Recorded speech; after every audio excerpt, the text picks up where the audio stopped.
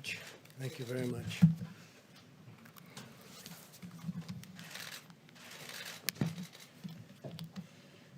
This week, America continues our aggressive effort to defeat the virus. As we enter a crucial and difficult phase of the battle, we continue to send our prayers to the people of New York and New Jersey and to our whole country. But right now, New York and New Jersey are very hot zones, and we're with them, we're with everybody. Your struggle is our struggle, and we will beat this virus. We will beat it together. I also want to send best wishes to a very good friend of mine and a friend to our nation, Prime Minister Boris Johnson. We're very saddened to hear that he was taken into intensive care this afternoon, a little while ago. And Americans are all praying for his recovery. He's been a really good friend. He's been really something very special, strong, resolute, doesn't quit, doesn't give up. We have made tremendous progress on therapeutics. I had a fantastic call today, which I'll be talking about a little bit later. And I've asked two of the leading companies, these are brilliant companies, Ebola, AIDS, others, they've come with the solutions and just have done incredible jobs. And I've asked them to contact London immediately. They have offices in London, the major companies, but more than major, more than size, they're genius. And I had a talk with 4 of them today, and they speak a language that most people don't even understand. But I understand something, that they've really advanced therapeutics and therapeutically, and they have arrived in London already. Their London office has whatever they need, and we'll see if we can be of help. We've contacted all of Boris's doctors, and we'll see what is going to take place, but they are ready to go. But when you get brought into intensive care, that gets very, very serious with this particular disease. So the 2 companies are there, and with what they are talking about, and it's rather complex and has had really incredible results. We're working with the FDA and everybody else, but we are working with London with respect to Boris Johnson. Across the country, we're attacking the enemy on all fronts, including medical, scientific, social, logistical, and economic. We're pressing into action the full power of American government and American enterprise, and our military has been incredible. We've just sent 3,000 public health personnel. They're now deployed in the New York area, and they'll be over at the Javits Center, over at the Great Ship. And as you probably have heard, and I was informed that Governor Cuomo has already told you and announced, he called me up a little while ago and he asked whether or not it would be possible to use the ship with respect to fighting the virus. And we hadn't had that in mind at all, but we're going to let him do it, and we're also going to let New Jersey, Governor Murphy, we spoke with him a little while ago, and New Jersey is going to use it also because New Jersey is a hot spot. So Governor Murphy and Governor Cuomo are going to be using the ship, New York, New Jersey, and it's a big ship, and it's now COVID. It's set for COVID, and we are going to hopefully that will be very helpful to both states. The Javits Center, which is 2,900 beds, just built by our military, also is going to be manned now by the military, and they should be in place tomorrow. And they'll start sending quite a few people over to the Javits Center. It's convenient. It's right in the middle of everything. So that'll be something great. And we appreciated Governor Cuomo's really nice statements, and likewise Governor Murphy. We have worked very well with both of them, and with, frankly, all of the governors. Vice President Pence had a call this morning with them that lasted for close to 2 hours, and I understand there wasn't a negative person on the call. 50 governors, or just about 50 governors. I think they were all on, from what I understood, and they were very positive about everything their federal government has been doing for them. And you'll hear what that is, and it's rather amazing, actually. Nationwide, the Army Corps of Engineers is building 22 field hospitals. These are big hospitals and alternate care sites in 18 states. So you have a combination of 22 field hospitals. In addition to that, we're building alternate care sites, which is a little bit of a smaller version of the hospital. And we have a lot of them, and they're going up in 18 different states. In total, we have deployed 8,450 hospital beds from federal stockpiles. And, if you think this is done over a period of weeks, it's incredible, actually. More than 8,000 ventilators have been sent from the national stockpile to our cities and states, backed by the Defense Production Act, which we've used very strongly, very powerfully. So powerfully that we don't have to use it too much, frankly. And it's nice when you don't have to. We're getting more than we ever bargained for. American industry is stepping up. Manufacturers are really going to town, and we have thousands of ventilators being built as we speak, and we have hundreds that are being sent to different locations, and we're ready to roll with almost 10,000 that we have in the federal stockpile. When I say ready to roll, too, I mean exactly what that states. We are, wherever that monster goes, we're able to move with it. Great flexibility. We have tremendous flexibility, and we have people waiting, and they're ready, willing, and able, but waiting to bring them wherever it may be, if they need it, It's possible that they won't be needed, that we're fully stocked, because numbers are coming in where, because of what the American people are doing, we're having fewer hospital visits. I think that could be the case in New York. It could be the case in a few other states. And fewer beds, fewer hospital visits mean fewer ventilators. So we'll see whether or not our original projections were right. But anyway, I had a very good talk with both governors, and I think they're very happy, extremely happy about what we're doing for them, and especially going all COVID. So that'll take place almost immediately. FEMA and HHS have directly distributed 11.7 million N95 respirators. Think of that. Get the number. 11.7 million N95 respirators, 11.7 million, 26.5 million surgical masks, 5.3 million face shields, 4.4 million surgical gowns, and 22.6 million gloves. 22.6 million gloves.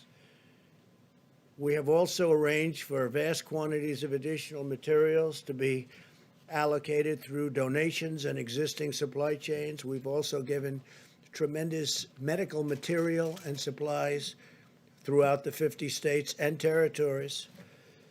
And through Project Airbridge, we have succeeded in bringing plane loads of vital supplies into the United States from overseas. We had an additional 3. These are massive planes, by the way. The big planes are very big, very powerful, and they're loaded to the gills with supplies. And rather than bringing them into our stockpile, as we've discussed, we bring them to all the different locations where they're needed, so we can save a big step and a timely step. Because of my actions under the DPA, I can also announce today that we have reached an agreement, very amicable agreement, with 3M for the delivery of an additional 55.5 million high-quality face masks each month, so that we're going to be getting, over the next couple of months, 166.5 million masks for our frontline healthcare workers. So the 3M saga ends very happily. We're very proud to be dealing now with 3M and its CEO, Mike Roman. I just spoke with him, and I thanked him for getting it done. And Mike was very happy to get it done. Great company. So we're getting 166.5 million masks, and mostly that's going to be for our frontline healthcare workers. Okay, that's 3M. Thank you, 3M. I also want to thank Apple, one of the many great American companies that's really leapt into action. Today, Apple announced that it is now producing plastic face shields for healthcare workers at the rate of 1 million per week. 1 million, and these are the shields that you see on television quite a bit, and they're at the highest level of quality and safety. We're grateful as well to Salesforce, which has donated 48 million pieces of personal protective equipment, including masks, gowns, suits, and face shields. So thank you very much to Salesforce. I urge all of our nation's governors to ensure that the massive deliveries that we've made to your states over the past few weeks are distributed as quickly as possible. So again, we're working very well with the governors. Now, they may see you and say, oh, we're not happy, but they're very happy on the phone. And Mike Pence is a straight shooter, and he had a great phone conversation to them with all of the governors, teleconference. And they're very happy, every one of them. Were there any negatives? No, sir. See? I told you. Mike is the greatest. Mike, and you have done a great job, Mike, and I appreciate it. The whole country appreciates it. Thank you, Mr. President. Anthony appreciates it, right? Don't you? See? Everybody appreciates Mike. Special man. So a lot of the things that we've done, again, are going directly to the states. The states seem to be very happy. If they're not, they can call me directly. They can call Mike directly, and we'll make them happy. But tremendous progress has been made in a very short period. And I think very importantly, the progress has been made before the surge comes, because the next week and a half is going to be a big surge, the professionals tell us. And I think we're in good shape for it, Anthony. So it's good timing, really good timing. We can have this stuff there. It's already there for the most part, but we're bringing a lot of different resources to the various locations, especially where the surge is looking like it's going to take place. Resources from the national stockpile need to reach our warriors, and they are warriors. I tell it all the time. I saw it again this morning. He's young, in many cases older, but they're walking into the hospital and they're putting on, I mean, as their doors open, they're going into this place, and, you know, it's not exactly too safe. And they're going in there and they're putting the outfits on and they're putting their masks on, and it's incredible. It's like no different than you watch the war movies or you watch the old clips of war running up hills. To me, it's the same thing. Men and women, young and old, but a lot of young people just going in there. They're not thinking about, oh, gee, this is dangerous. They're not saying, oh, I don't want to go in. They're warriors. They're running through those doors. It's the most incredible thing. It's an incredible, beautiful thing. Resources from the national stockpile need to reach these warriors in the hospitals immediately, and we're making sure they do.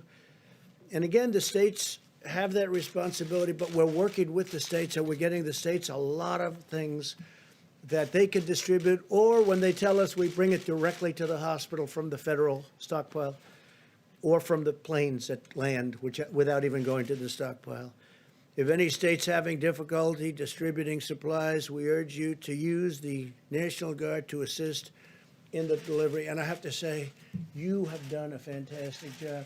Deborah, you know that you've done great. Tony, you know that you've done great. But what a job you've done, and I appreciate it. I really do. Your whole group has been incredible. That's a lot of stars you have, I'll tell you that. He's supposed to do a great job when you have 4 stars, right? But the military has been incredible, and I thank them for all of us. Conversely, if a state believes that it has surplus equipment or supplies, very important, because we actually have gotten so much to some of the states that they're able to now, they've done a fantastic job, and they've kept that line low.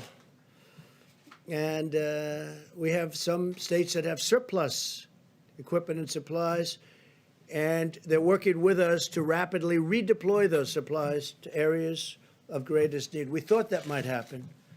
If it worked out well, that's what was going to happen, and it's happening. And I want to thank Governor Gavin Newsom, who's doing a tremendous job, who's announced California will send 500 ventilators to be distributed to other locations. I think some are going to Arizona, some are going to Washington, D.C. We think they're going to Delaware. We're working it out, but 500 excess ventilators from the state of California, and we're going to get them taken care of wherever they have to go. Those decisions are being made right now. The members of the White House Task Force and I are in close touch with mayors and governors and hospital administrators across our country, and we're told that at the present time, most of the critical needs are being more than met. States have to continue sharing detailed information in the amount and utilization rates of medical supplies so we know what to resupply them, or they can get it directly. That includes ventilators. They can get it directly. Ideally, if they can get it directly, but if they can't, if they're unable to do it, we have tremendous amounts of supplies, and we're building it up very fast, too. And this is before the big surge. This information is fundamental to our ability to deliver the material when and where it's most needed. Now, Mike, in his conversation today, I think got some information as to a couple of locations where we're going to be delivering large numbers of ventilators and large numbers of medical supplies, and we'll take care of that. But some of the states are very happy. Even Governor Pritzker from Illinois is happy. Of course, he may not be happy when he talks to the press, but he's happy. He's a very happy man. We're increasingly hopeful that the aggressive mitigation strategy we put into place will ultimately allow our hospital system to successfully manage the major influx of cases that we have right now. Again, I say that we're finding, because of the incredible job done by the American people, in conjunction with everybody, governors, the military, federal government, state government, local government. I've had a lot of conversations with New York City and Mayor de Blasio. I've gotten to know him. I didn't know him. Gotten to know him. And a lot of people are working hard. Everybody's working hard. A lot of people are doing a great job. I'll tell you that. A lot of people are doing a great job. But the goal is that all Americans have been sacrificing to achieve these last few weeks, things that a lot of people thought were not possible to achieve. And I think we've more than achieved, but we have to go through. Again, we're going to have a rough week. We're going to have maybe a little more than a week. But there's tremendous light at the end of that tunnel. I said it last time, said it last night. There's tremendous light at the end of the tunnel. There's so many things happening with therapeutics, with vaccines, with things that we really want. Deborah, Tony, they're all working so hard on this, but those therapeutics, I mean, look, the vaccines are going to be always a little bit later because of that testing period, but the therapeutics, getting the kind of things that I heard about today, talking to these brilliant companies and brilliant people on the phone was fantastic. It was such an incredible conversation. And I also spoke just a few minutes ago with former Vice President Biden, who called, and we had a really wonderful, warm conversation. It was a very nice conversation. We talked about pretty much this. This is what we talked about. This is what everyone's talking about. This is what they want to talk about.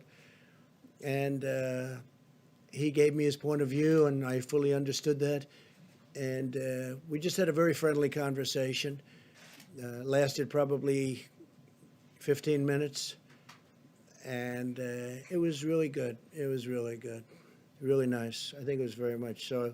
I appreciate his calling.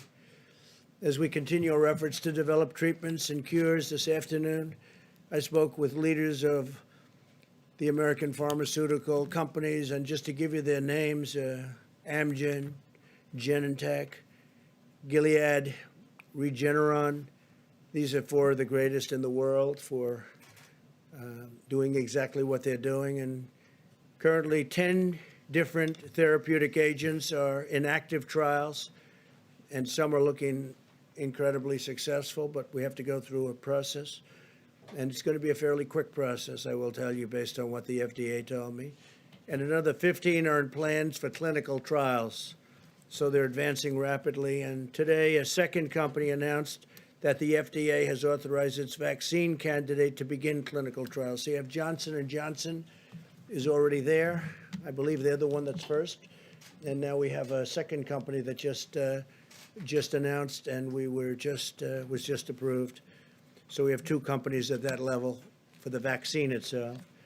We've now performed 100, well, if you think of this, 1.79 million tests. That's 1,790,000 tests nationwide. And I think we're going to put up a screen here someplace. Good. They're on cue. They're just on cue. And here it is. This is the process starting on 5 March and ending right there, right about now, right? That's about it. Yesterday. So, and it's going up at a rapid rate. Nobody has done more testing. And one of the reasons why they say, and I think I can say this, Deborah, very strongly, but one of the reasons that we have more cases is we've done more testing. If I went to some of these countries that have, in my opinion, far more people than we do that had the problem, and if we did the kind of testing proportionally that we're doing, they'd have many more cases than us. But we have more cases because we do much more testing. So when you do the testing, you have cases. Otherwise, you wouldn't know about the cases. People sit home, you don't know about it. But we have now done 1,790,000 tests nationwide. That's more than any other country in the world. Hence, we have more cases. And that number is growing by nearly 125,000 people per day. Think of that one. So it's growing by 125,000 people per day. I told you about South Korea. This is a, vastly faster. And we also have, they say, the most accurate of tests. CVS is launching, and they've been great. 2 new drive-through testing sites in Atlanta, Georgia, and Providence, Rhode Island. And each location will be able to test up to 1,000 patients per day using the ultra-fast 5-minute test developed by Abbott Labs. Now they're down to 5 minutes. They call it the ultra-fast. It's very accurate. Abbott Labs, I want to thank them. They've been fantastic. We're also speeding urgent economic relief to the American worker and families and the employers. As of today, tens of thousands of small businesses have applied for more than $40 billion in relief under the Paycheck Protection Program. You've all been reading about it, and it's really, it's only been going for a couple of days. It's really been performing well. A couple of little glitches, minor glitches that have already been taken care of, what they say. These funds will result in nearly 2 million jobs being preserved, so we're taking care of our workers, small businesses and our workers. Nearly 3,000 lenders have already made loans under the program, and we're signing up additional lenders very quickly, rapidly. Community banks have been very responsive, and larger banks are also stepping up. If we run out of funds, by the way, we're already preparing because it's going so fast for the small businesses and their employees. We'll ask Congress to refill it immediately. But the banks have been great. The big banks, the Bank of America was right up there at the beginning. J.P. Morgan Chase has been great. After the first day, they really came through, and a lot of the big banks, but the community banks have been fantastic. As we announced last week, we are providing $100 billion in direct support for our hospitals. And the first tranche, $30 billion, will be distributed this week. So I want to say one other thing. Our farmers, we love our farmers. And as you know, as of April 1st, the China trade deal, $250 billion, they purchased $250 billion from us, if not more. And of that, approximately $50 billion is expected to be with our farmers. So it kicked in as of April 1st, and we'll see how it goes. It seems like they're buying, so we'll let you know how that's going. But they're buying anywhere from $40 to $50 billion worth of our agricultural product. That should have a huge impact on our farmers, a tremendous impact on our farmers, but we're watching it very closely. To fight the medical war, we've mobilized the unbeatable, and it is unbeatable, strength of American determination, ingenuity, and compassion. I got to see that when I spoke to the great science, because I call them science companies more than drug companies. They're scientists. We've seen businesses, charities, and private citizens making generous donations. So many people are making donations. We've seen states and cities supporting and helping each other and caring for our citizens. And we've seen Americans of all backgrounds and beliefs uniting together to answer the challenge and rise to the moment. And that's what they're doing. Above all, we've been awed and inspired by the exceptional courage of the doctors, nurses, EMTs, and healthcare workers who are the soldiers of this war. No words can ever express the complete measure of our gratitude for these intrepid heroes. One Cleveland patient credited his medical team for not only saving his life through their skill, but forever changing his life through their example of selfless devotion. Couldn't believe it, so generous he was with his statements. And he talked about their bravery in an area that was in such trouble, an area of that hospital where people were dying, and he talked about their bravery. Another survivor in Houston said simply, "I will consider them my angels forever. I will consider them," think of that, "my angels forever." As our nation endures the depths of loss and grief, we are also witness to the summit of American virtue, character, and courage. With the love and dedication of every American patriot, we will win this battle, we will defeat this enemy, and we will rise from this present crisis with new strength, unity, and resolve. And that's what's happening. Tremendous stories are coming out of this horrible moment, very dark moment for the world. 182, I was saying 151 for a while, and then it got up to 160, and it's 182, as I announced yesterday. 182 countries are being attacked by this virus. So I just want to thank everybody. I want to thank the American citizens for doing a great job. Stay inside, and let's win this, and let's get our country open as soon as we can. I think it's going to be sooner than people think. Things are going really well. Again, light at the end of the tunnel. And with that, I'll take a few questions, and then Mike is going to take over and talk with the Admiral and with the professionals, and we appreciate you being here. Yes, please. Thank you, Mr. President. You mentioned that you were asking U.S. drug companies to provide treatment to the British Prime Minister. What sort of treatment is that? Is that something that is available Well, to it's the a American very, public? yeah, it's a very complex treatment of things that they've just recently developed, and that they have a lot of experience with, having to do with something else, but recent for this. And they'll be, they've already concurred, they've already had meetings with the doctors, and we'll see whether or not they want to go that route. But when you're in intensive care, it's a big deal. So they're there, and they're ready. I think we have three of them. I spoke with four, you know who the four would be. And you know the people within those. You'd know the companies. I told you the companies, but the people are the greatest in the world. So they're at the hospital, and we'll see. And they have everything with them should it be needed. Hopefully it won't have to be needed, but should it be needed. I found Boris to be a fantastic person, just like a fantastic, warm, strong, smart guy. He loves his country. You see that? I mean, he fought like hell for his country. And intensive care is big stuff, really big stuff. Yesterday you were asked about this as well, but now that he's been moved to intensive care, does that give you and the Vice President any pause or additional concerns, steps that you're taking to preserve Well, the continuity of government here? No, I don't think so. Mike had his test a couple of days ago. I had my test a couple of days ago. So, and we're here, and here you are. So, no, I don't think so. But I think we'll probably, just because of questions like that, I think we'll probably have maybe quite a few tests. It's not the worst idea. You know, the system of testing now is so quick and so easy. So I could see, and you were tested again today? You sure you're okay? I'm okay. Good, then I'm staying here. So despite the nearly 1.8 million tests that you say the United States has done, the Inspector General for the Department of Health and Human Services released a report today, a survey of more than 300 hospitals across the country. And the number one complaint from those hospitals were severe shortages of testing supplies and Well, a it's really just wrong. long wait time. I mean, It's a just week wrong. or longer. And did I hear the word Inspector General? Really? It's wrong. And they'll talk to you about it. It's wrong. But this is your own government.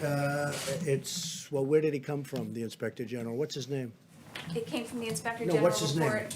What's I his don't name? know his name Well, off the top find of me my his name, let head. me know, okay? If But- you find me his name, I'd appreciate it. But sir, these are hospitals All I can tell that you do is not- this, we sir, put up on the these are board, hospitals- you're gonna ask the Admiral, but These are we are hospitals doing, who say that they're waiting a week or longer Fine. to get You'll their speak to test the Admiral. results. Why but is we've it done still more taking so testing long? and had more results than any country anywhere in the world. They're doing an incredible job.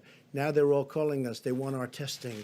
What are we doing? How do you do the 5-minute test? How do you do the 15-minute test? So give me the name of the Inspector General.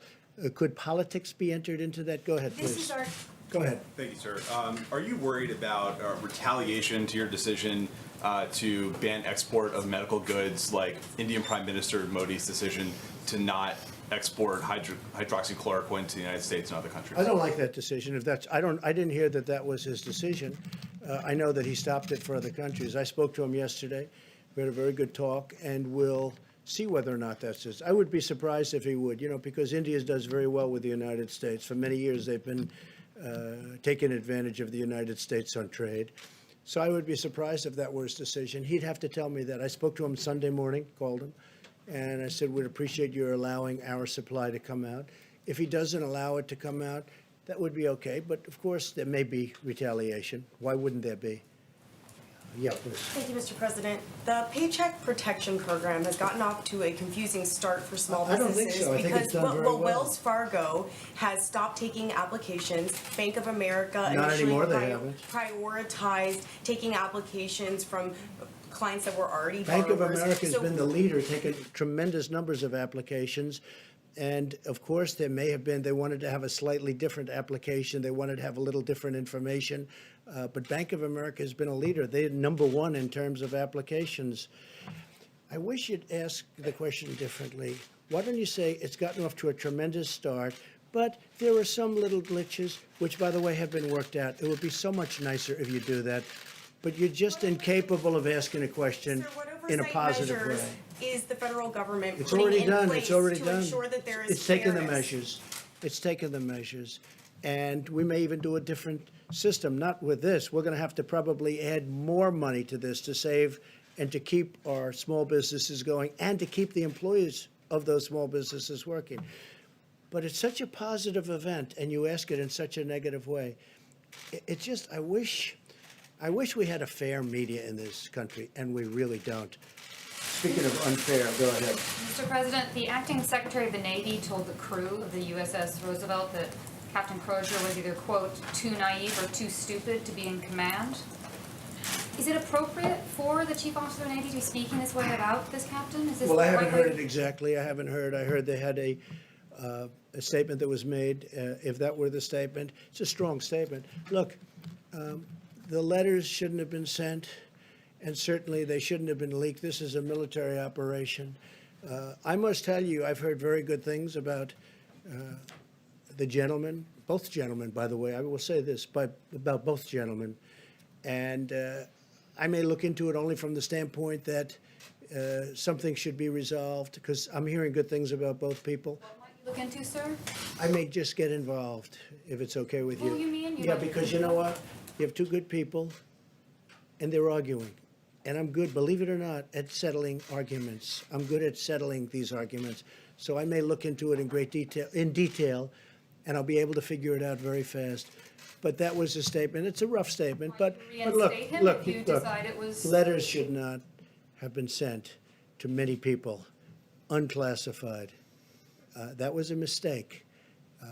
It's a mistake that shouldn't have been made, because it's unfair to the families of the people on the ship because they get nervous, and it shows weakness. And there's nothing weak about us now, not anymore. We have the strongest military we've ever had, and we're not going to be showing weakness to anybody, because we have, that ship is incredible, nuclear-powered aircraft carrier, and we don't want to be writing letters. We don't want to have letter-writing campaigns where the fake news finds a letter or gets a leak. We don't want that. So the letter, excuse me, so the letter shouldn't have been sent. with all of that said, his career prior to that was very good.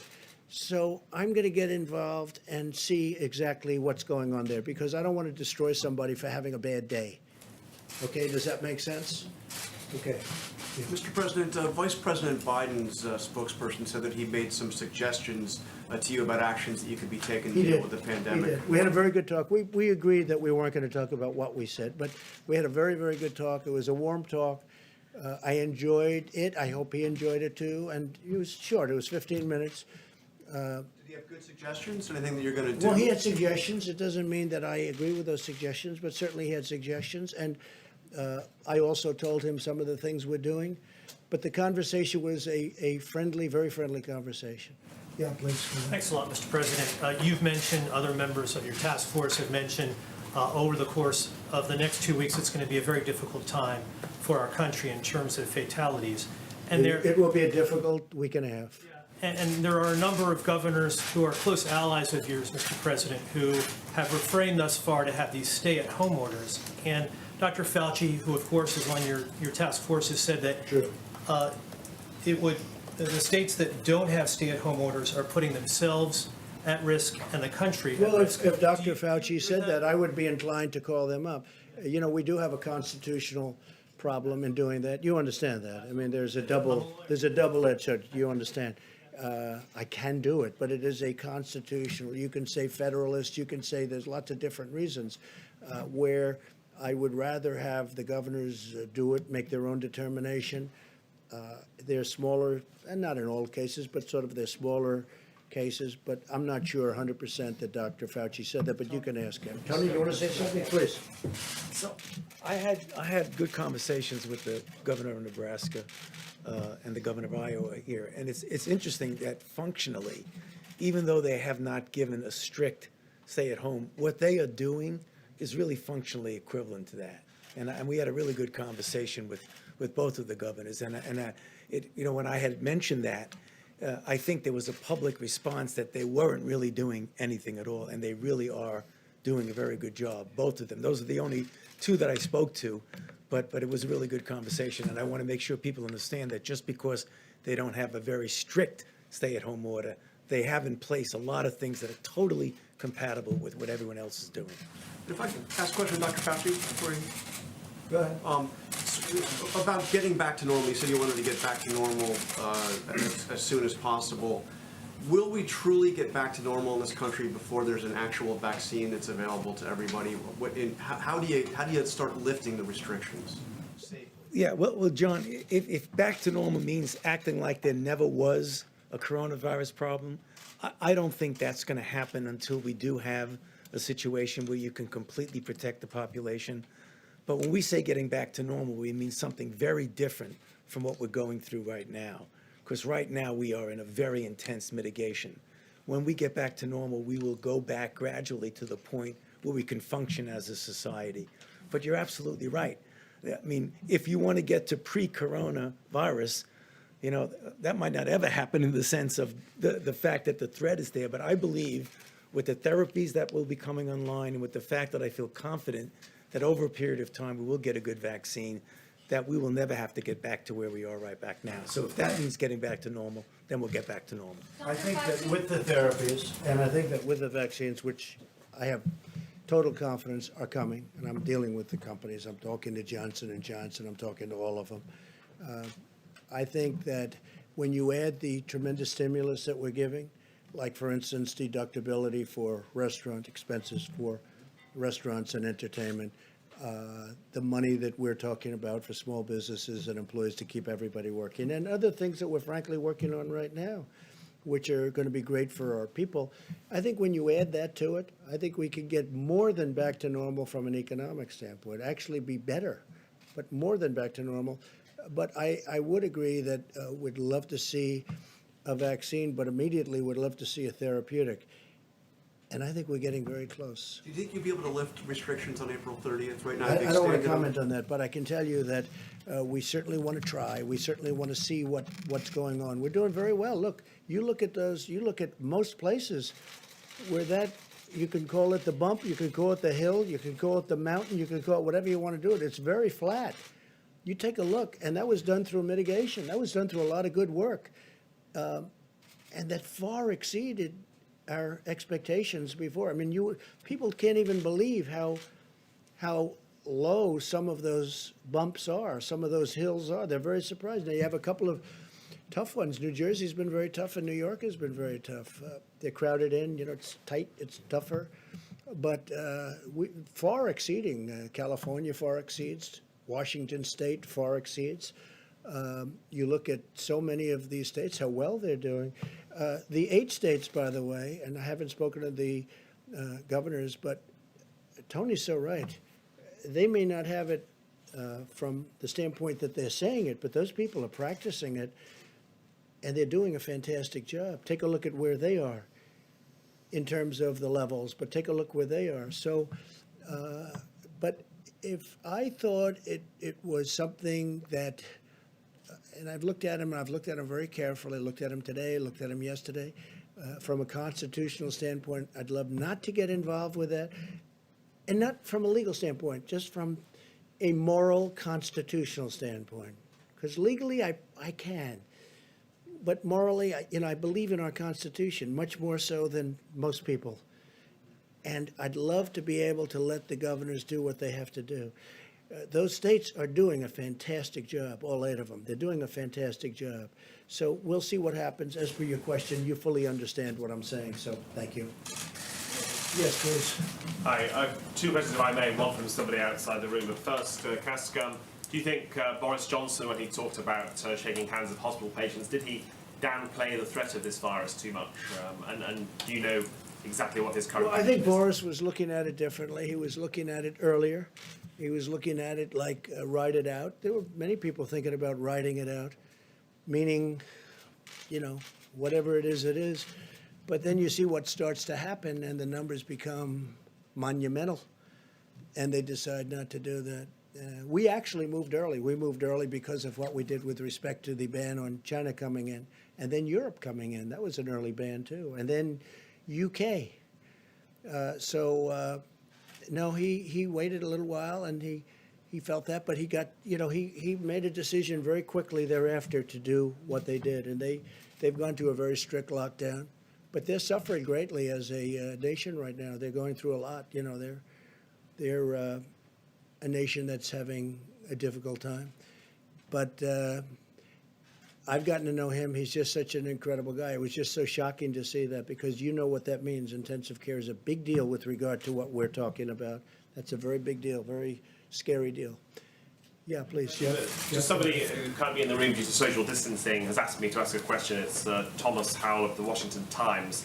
How many health workers in the US have become infected with COVID-19? And if the answer is not known, will the CDC be publishing that data Yeah, I soon? could get you that information. I think they'd probably be willing to give that, right?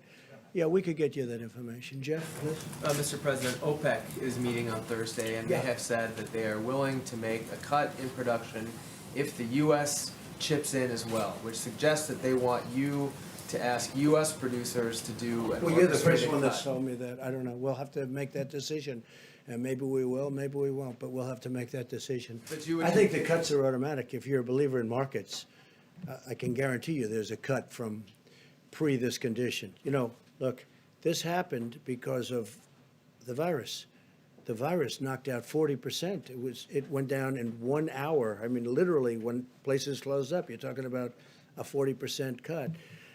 No, I think it's happening automatically, but nobody's asked me that question yet, so we'll see what happens. But you would I'll let you know Thursday evening. All right, that's the deal. Okay. But you would consider asking U.S. companies to Well, I think it's reduce. automatic, because they're already cutting. I mean, if you look, they're cutting back, because it's market, it's demand, it's supply and demand. They're already cutting back, and they're cutting back very seriously. But if OPEC is asking for a signal from Well, the nobody's US, asked me that, so if they ask me, I'll make a decision. Okay? But again, it's happening anyway. Yes, please. In light of all the discussion about Prime Minister Johnson and his health, can you update us on the status of the second half of your physical that you were going to have this year? Yeah, so I had a physical. The first half was very successful. I did it on a day when I was in the White House, and we were able to do that, as the doctor reported. And I have the second half of the physical different. probably is done at Walter Reed, and I'll do that at the appropriate time, but I feel very good, and according to the doctor, very good shape. And can I just ask you again on the idea of a national stay-at-home recommendation? What is giving you so much pause about making I a told you, recommendation? I told you. He understood very well. I appreciate your understanding. It's not an It's order, called just a the Constitution of the recommendation. United States, and I'd rather have, if possible, for the governors to make the decision. If a decision was very necessary, and they have done a good job, and Tony said it better than anybody, they are doing what we're asking them to do without having to put the seal on it. But I will say, if I thought it was necessary, I'll do it in a heartbeat. Do you agree with the Georgia governor opening the beaches? Opening what? The beaches? I haven't seen, I'm going to have to see to what extent. I'm going to have to see how many people you're talking about. Are they crowded? Are they packed? Are they not packed? We'll have to take a look at it. Right now, it's very early for beaches in Georgia. So it's right now, very early, so I'll take a look at it. He's done a very good job as the governor. He knows what he's doing, but we'll have to take a look. It really does depend on, how crowded it may be. But I will talk to him and I will ask him that question. I would ask him, yeah, please. Mr. President, you said last week that you were considering travel restrictions around hotspots. Is that something that's still on the table, and at what point? We're looking at it, and the airlines have been cutting their routes. You saw that yesterday. They announced big cuts in routes. We need some flights for emergency use for military people. We need some flights for medical people, and there are very few flights, as you know. And the flights that are going out are, I think they said they're 3 to 4% full. You have 3% of the plane is occupied, so they're very, very generally very, very empty planes. But it's good to have. It's a tiny amount of flights relative to the overall, and we need them also for medical workers. Otherwise, we're going to have to do a whole big thing with our own planes. So they're done for a reason. There's also testing done when people get onto those planes, and also when people get off the planes. If I can follow up on this question of the HHS Inspector General, and by the way, her name was Christy Grimm, and it wasn't so much her opinion, but they interviewed 323 different hospitals. Well, it still could be her opinion. When was she appointed? When was she appointed? I'm not sure when she was Would you appointed. do me a favor? Let me know. I'll check. No, on no, that, let me but- know now. I have to know now, John. Let me know now. But the point Because is- we are doing an incredible job in testing. We are doing a better job than anybody in the world right now in testing. There's nobody close. And other nations admit this. Other nations have admitted it very strongly. Other nations are calling us, wanting to know about our testing. Let me know when she was appointed, would you? Specifically, Go ahead, what she please. was saying was that there had been a delay in the lab. Okay, thank you lab very results. much. Go ahead, Chris. Thank you, Mr. President. Only last week, there were multiple flights coming from China full of medical supplies. Yes. Companies like Huawei and Alibaba has been donating to Right. the United States People I know very well. 1.5 million N95 masks, and also a lot of medical gloves and much more medical supplies. Sounds like a statement more than a question. And Chinese Ambassador Cui Tiankai last night wrote an op-ed on New York Times calling to cooperation with the United States. So are you personally working directly with China? We just signed a trade deal. Also fighting with the It's the virus? biggest deal probably ever made, and I hope they're going to honor that trade deal. If they don't honor the trade deal, then I'll tell you a different answer, but I think they will. They're going to spend billions of dollars for agriculture. They're going to spend billions of dollars for many different things, whereas Well, China medical never spent supplies. money in our country. We spent money. We had a trade deficit with China for years of $500 billion, $400 billion. We had the biggest trade deficits in the history of the world with China.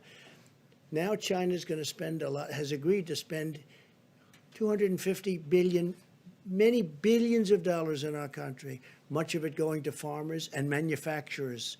So I'll let you know. I mean, I hope they're going to honor the deal. We'll find with out. China, are you cooperating with I don't China? know. Who are you working for, China? You work for I'm China, or are working you with a for Hong newspaper? Kong. Who are you with? Hong Kong Phoenix TV. Who owns that, China? It's Is it owned by based in China? Hong Kong. No, is it owned by the state? No, it's not. It's a private-owned company. Okay, good. Okay. Look, I'll let you know. I'll give you a good answer to that in a few months. I wanted to see what they do, because it's time for them to help us, okay? It's time right now for China to help us, and hopefully they do. And if they don't, that's okay too. But we signed a deal. It was signed with great goodwill and spirit. And it's time that our farmers benefited, our manufacturers benefited, and we'll see whether or not that deal is honored. And I think it will be, because I know President Xi, who I like and respect, and I think he will honor the deal he made with us. It just went into effect 4 days ago. I will see whether or not. In fact, I called up just a little while ago. I said, how are the farmers doing with respect to China? Are they buying the product as anticipated? And the answer was, yeah, I think so. But it wasn't the most positive, but it was starting. The deal just started.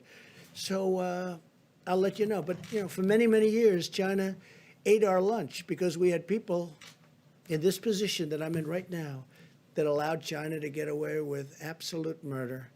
And it should have never happened. But we are now dealing with China. We'll see what happens. Yeah, please. Mr. President, Wait. I'll tell you How when many she do was you want? appointed. How many do you want to ask? So I was going to answer your question you asked me. She was appointed in January of this year to her current position Good. as the Principal Deputy Inspector Okay, General. we're going to take a look at it. Go ahead. I know you don't want to talk On the Don't- issue don't of interrupt. He's on the issue talking. of small business loans, sir, you said that businesses have applied for $40 billion in loans, but can you tell us how much of that money has actually gone out to the small businesses? I can't tell you, but I know it goes out very quickly once the loan application's approved, and the process is very fast. And you have to understand, these are banks, and that's what they do, but they were swamped. They were actually swamped. Okay, go ahead. I know you don't want to talk about the Inspector General report, but testing is still a big issue in this country.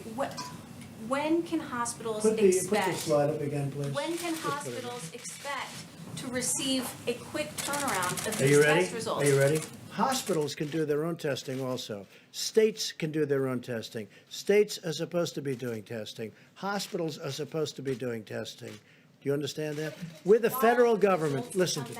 We're the federal government. We're not supposed to stand on street corners doing testing. They go to doctors. They go to hospitals. They go to the state. The state is a more localized government. You have 50 of them, and they can go 50 within here. You also have territories, as you know, and they do the testing.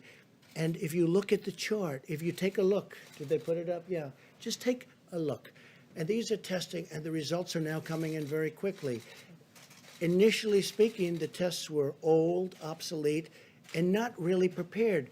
We have a brand-new testing system that we developed very quickly, and that's your result.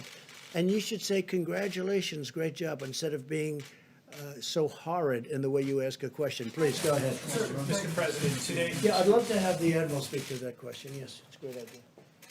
So I can talk a little bit more about testing later on, but as the President said, 1.79 million tests have been done, and this does not count the hundreds of thousands of tests that are done within hospitals that are now currently not reporting, so I'm sure we're well over 2 million. That Inspector General report was done here, 23rd, 24th, during our ramp-up period, quite a long time ago. There was clearly, and it's hard to interpret the report because it mixes up all kinds of things, but clearly there was complaints by some hospitals of a backlog, probably at send-out tests. And that is true. There were several days of backlog at some of the major labs that have been taken care of. We know now that the ACLA labs now have a 24 to 48-hour turnaround. They're doing well over 100,000 tests a day. We now have the Abbott machine that's point of care. That's 18,000 of those instruments throughout the country. The Cepheid machine is now all across the country with a 45-minute turnaround. We have worked directly with many of the hospitals that have their own laboratory-derived tests. Some of those really, quite frankly, didn't understand the regulatory freedom they have to use other different kinds of instruments or different kinds of reagents. Like they do now, and I'm on the phone with them all the time to make sure that everything is clear. We have a 24-hour call number. But that's what it was there for. And I don't know the Inspector General. I don't know that person. I tell you one thing I have a problem with. If there was such a problem that she knew about or he knew about on March 23rd and 24th, why did I find out about the tests from them on the news media at 8 o'clock this morning? If there was a problem, I think you're ethically obliged to tell me where that is so we can interact with it like I do every single day. But that's a discussion for the future. I think testing is really in a good position right now, and I'd be happy to expand on some of the really good tests that are coming up. How long has that person been in government? Could I ask you that? Did serve in the previous administration. Oh, you didn't tell me that. Oh, I see. You didn't tell me that, John. You didn't tell me that. Did serve in the previous you mean the Obama administration. Thank you for telling me that. See, there's a typical fake news deal. You Now, asked me when look, she was look. appointed. I told you when she was appointed. You're a by your third-rate administration. reporter, and what you just said is a disgrace, okay? You asked me, you said, sir, just got appointed. Take a look at what you said now. I said, when did this person, how long in government? Well, it was appointed in the Obama administration. Thank you very much, John. Thank you very much. You will never make it. Go ahead, please. On the ventilators, Well, that's maybe a this is best terrible for Admiral Jawar, but can you tell us today how many ventilators are in the federal stockpile? I'm not going to tell you how many are in the stockpile, but I can tell you that we look at ventilator use granularly every single day in every single state and down to the hospital level. So we have been able to meet and easily meet all the ventilator requirements that have been brought to us by the state. No one has not gotten a ventilator that needs a ventilator. And as far as we can project, looking at all models, every person who needs a ventilator will get a ventilator. I'm a ventilator doc, right? I'm an ICU physician for children. Spent every day of my life managing people on ventilators. This is my community. It's also the Surgeon General's community as an anesthesiologist. So what we have in the stockpile, I think, is not a number that we give out, but we have thousands remaining in the stockpile. And now you're seeing out of the appropriate American spirit that when a state like Washington or California doesn't need that ventilator, they're doing the right thing by moving them around the country. It's about 9,000, just so you understand. That's right. It's about 9,000. And by the way, you didn't tell me also that this Inspector General came out of the Obama administration. You didn't tell me that either. Okay, please, go ahead. Go ahead. I'm looking, sir, just quickly here, I'm looking at this Inspector General's bio. She appears to have served in government since 1999, but I was hoping to ask you about your call with former Vice President Joe Biden. Is there something that you learned on that phone call, and has that changed your No, opinion? I understood his views before the call. Has that changed your opinion about speaking to people I like... just think he's I think he's a nice man. I've always thought he was a nice man. I don't know him. I don't know if I ever spoke to him before, other than to say hello. But I think he's a nice man. We had a very nice call. Do you want to seek now the counsel of some of your predecessors, George Bush, No, but Barack Obama? no, not really. We're doing a great job. Hey, this administration, we inherited a broken system, both militarily, where we've rebuilt our military, where we now have so much ammunition, whereas you remember, a very important general said, sir, we have no ammunition. They wanted to save money on ammunition. They didn't want to save money because they spent money like nobody ever spent money. But you know what? We now have a great military rebuilt, and we have so much ammunition, we don't know what to do with it, okay? And that's a nice feeling to have. But they also gave us empty cupboards. The cupboard was bare. You've heard the expression? The cupboard was bare. So we took over a stockpile where the cupboard was bare and where the testing system was broken and old. And we redid it. And frankly, it would be okay for a small event, but not for a big event. And they had a chance to do it. Somebody said that a certain person, I won't tell you, but a certain person said this will happen. And that's true. The problem is that person never did anything about it. Previous administrations, they never did anything about it. You know, we all know all about pandemics and all of the things that we're seeing now, but nobody thought it was going to happen. And if we did think it was going to happen, the problem is nobody did anything about it. We did. We have rebuilt the system, and now we're a fine-tuned machine. We built thousands of hotel beds for New York. We moved a ship in that now we're going to make for COVID-19. We are going to make it so that people having this horrible thing happen to them will be able to use the ship. The ship, as I said, is going to be shared with New Jersey, New York and New Jersey. We've done things that are incredible. When you build, 18 hospitals? We built 18 hospitals. We built medical centers all over the country.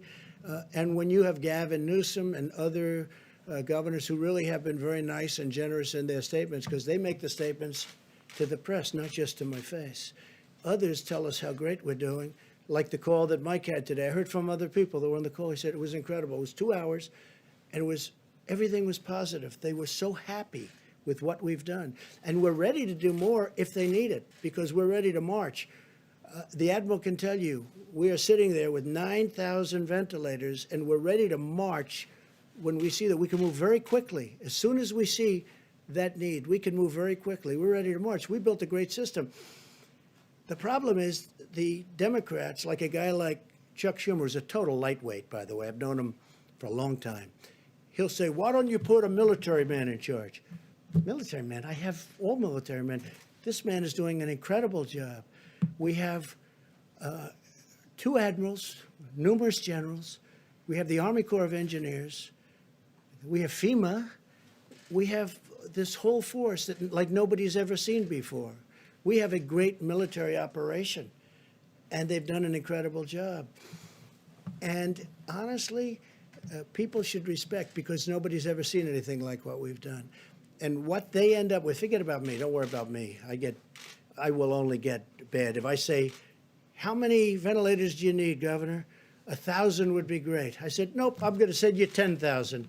And then you'll call up from the media. You'll say, how did Trump do? We're not happy. He didn't send us enough ventilators. Because that's called politics. But if you look at what's happening, and I'm even surprised, the governors are saying all good things, but the Democrat governors, and a couple of rhinos, frankly, they're rhinos, that's all they are, one rhino in particular, but the governors are saying great things.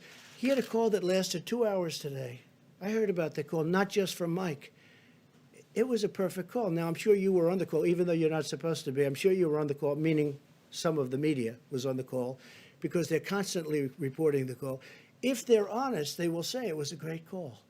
Okay? Okay, next question, please. Mr. President? Here we go. So, Here we go. you didn't mention the hospitals that were built in New Orleans and Dallas today, but you've mentioned them a number of times previously. There seems to be some concern in Texas that they might lose the hospital in Dallas if it's not used. We're never going to do anything that hurts If it's Texas. not used yet. We're only helping Texas. Is there- By the way, the governor's doing a great job over there with this situation. And Texas is so big, you have some parts of the state that are affected, other parts that aren't affected at all. You know, it's an incredible place. But can they keep this hospital even if it's unused? Or is the federal government going to shift those resources elsewhere? Well, we're going to use whatever we need, and we're doing it totally in conjunction with the governor. Okay? We're doing it in conjunction with your Texas governor, who's Can I ask done a another- fantastic job. Great. Governor Abbott also has set up checkpoints at the border to check people coming Yep. in from Louisiana. We've seen checkpoints in Florida, other state borders.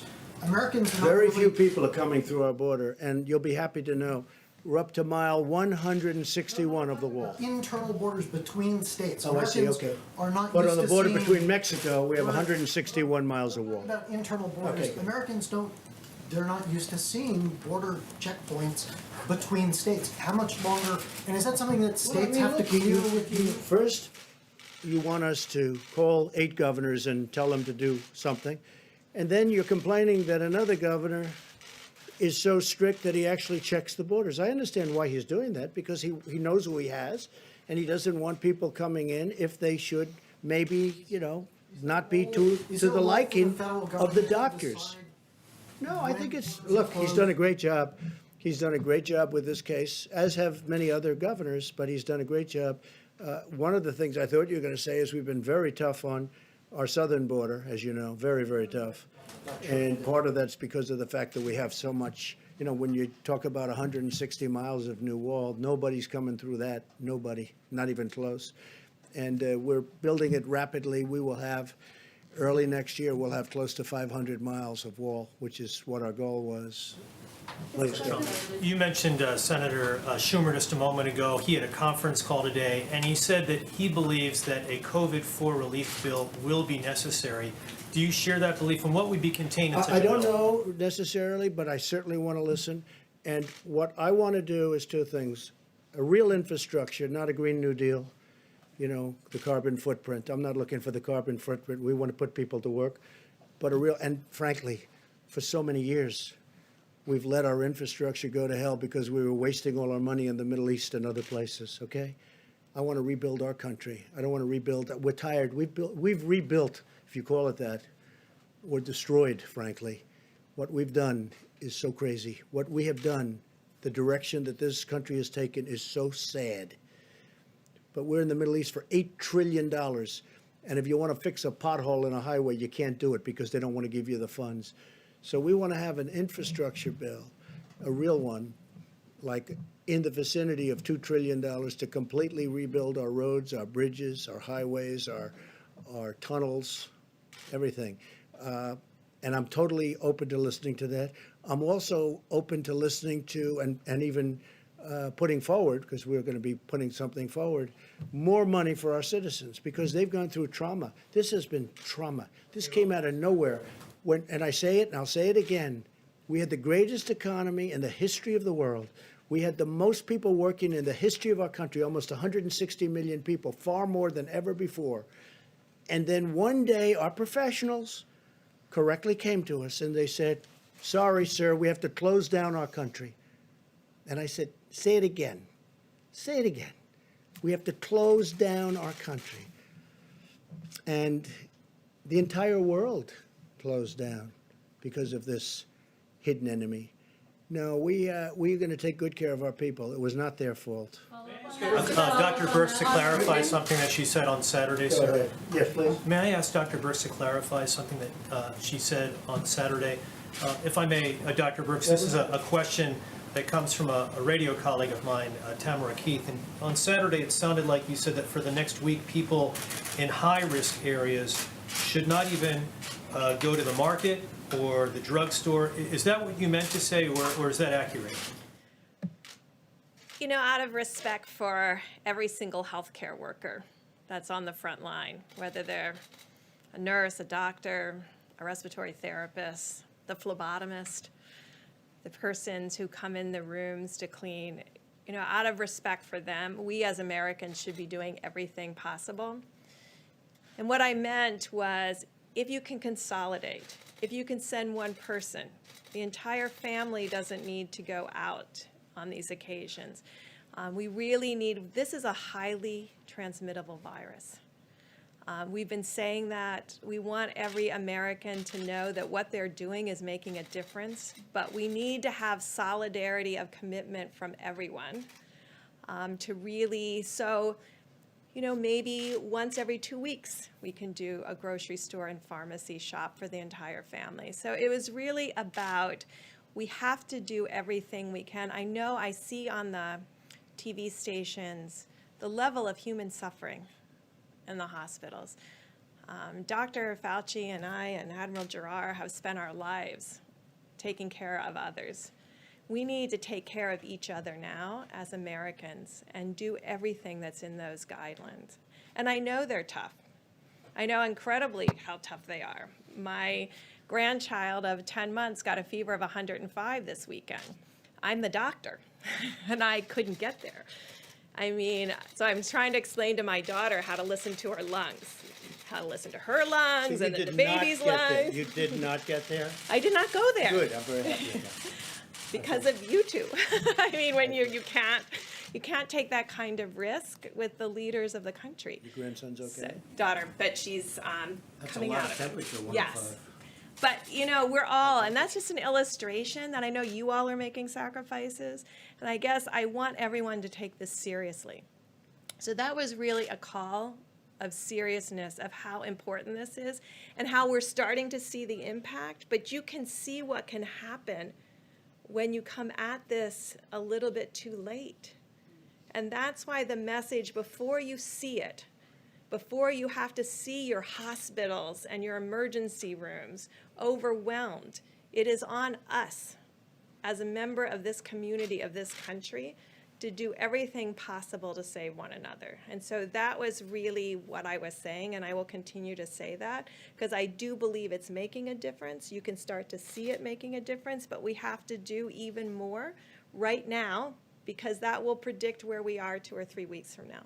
Thank you, Deborah. And it is making a big difference. I saw where Governor Cuomo was a little bit upset today over the weekend. A lot of people outside, and they were pretty big groups of people. I saw that. I noticed that, and he wasn't happy with that.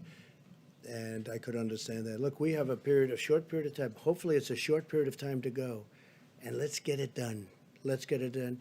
Kristen, did you have a question? Yes, I did. Thank You're you. so Quick quiet. follow to, just got here, Because you apologies. have your own show. No. Quick follow to the question about legislation. I know there's discussion about a phase 4, Yeah. but are you also looking seriously at a second round of direct payments? And are you putting discussions on a potential phase 4 on hold for now while you pursue that? Well, I was opposed to the way of distribution, money distribution through, as you know, unemployment and through the state offices, because they have very old, not all of them, but many of them have 40-year-old equipment, as I've said, and it makes it very difficult. But that's what they're looking, that's what they want to do. That's the way it's mandated to do. I thought it would be better if we did a direct payment system, but the Democrats really wanted it, and I think they had some help from a couple of people that I would have, had I spoken to them, I would have convinced them otherwise, I really believe. But it's getting out, and the federal government has done its job. All we can do is give this massive amount of money to the states. The states then are responsible to distribute it, a little bit like we're talking about here. But the money will be right on time from the federal government. Then the states have to do their job in getting it out. Does there need to be a second round of those payments? do you think? We could very well do a second round of direct. I would do it direct. Is that under serious discussion It's right under, now? it is absolutely under serious consideration. And in terms of Chuck Schumer, he also said he spoke to your chief of staff about potentially appointing a czar to oversee the supply chain. Is that something that you But would we consider have doing? people that are so talented. I know the people he suggested. They're wonderful people. They worked here. They're wonderful people. He's just doing that because it's politics. Because you know point what? person right now, Mr. We have many, depending on what. In terms of testing, this gentleman right here. You know who the point person is? This gentleman right here. He's the one in charge of the task force. But Mike, you may want to tell him about them, because this is really a military operation. Mr. Vice President, in terms of the supply chain. Let me answer your Please, first question, if please. I may, because it's a very good question, and I spoke to Senator Schumer night before last about just that. When the president signed a declaration of national emergency, he stood up FEMA as the lead agency implementing his policy to marshal a whole of government response. And under FEMA, we provide federal support. The state manages the healthcare response, and healthcare providers and first responders implement that response on a local level. Our lead on this issue in implementing it is Administrator Pete Gaynor. But the man managing all of the supplies, and you heard a presentation this weekend about our air bridge, what we also call the control tower. We literally, with Admiral John Polovchik at the helm of our logistics effort, we have visibility now on all the supplies that are moving across this country and into this country from around the world.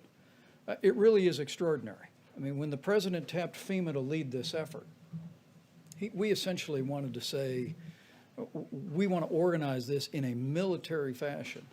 And we tapped really someone who is widely regarded as the #1 supplies and logistics military officer to do just that.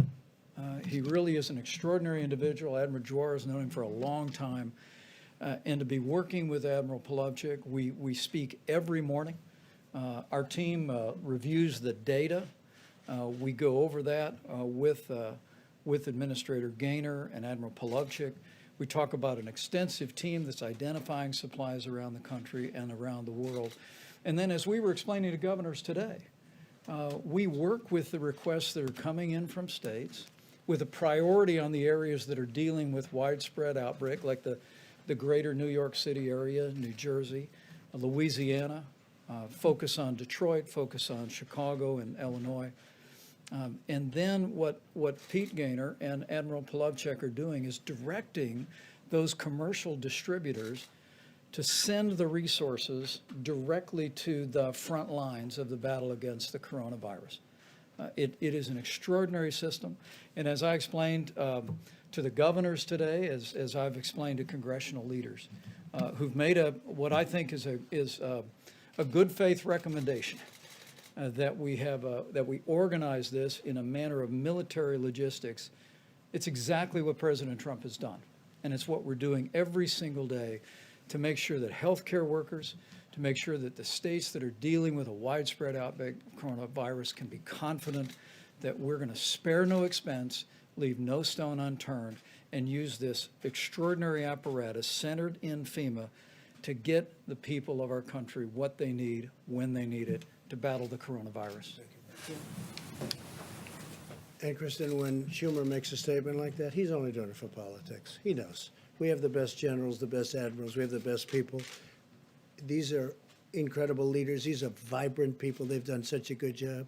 And again, you'll get a tape of the conversation because I'm sure some of the governors probably had their favorite reporter listening to the conversation, even though they weren't supposed to, but that's happened before.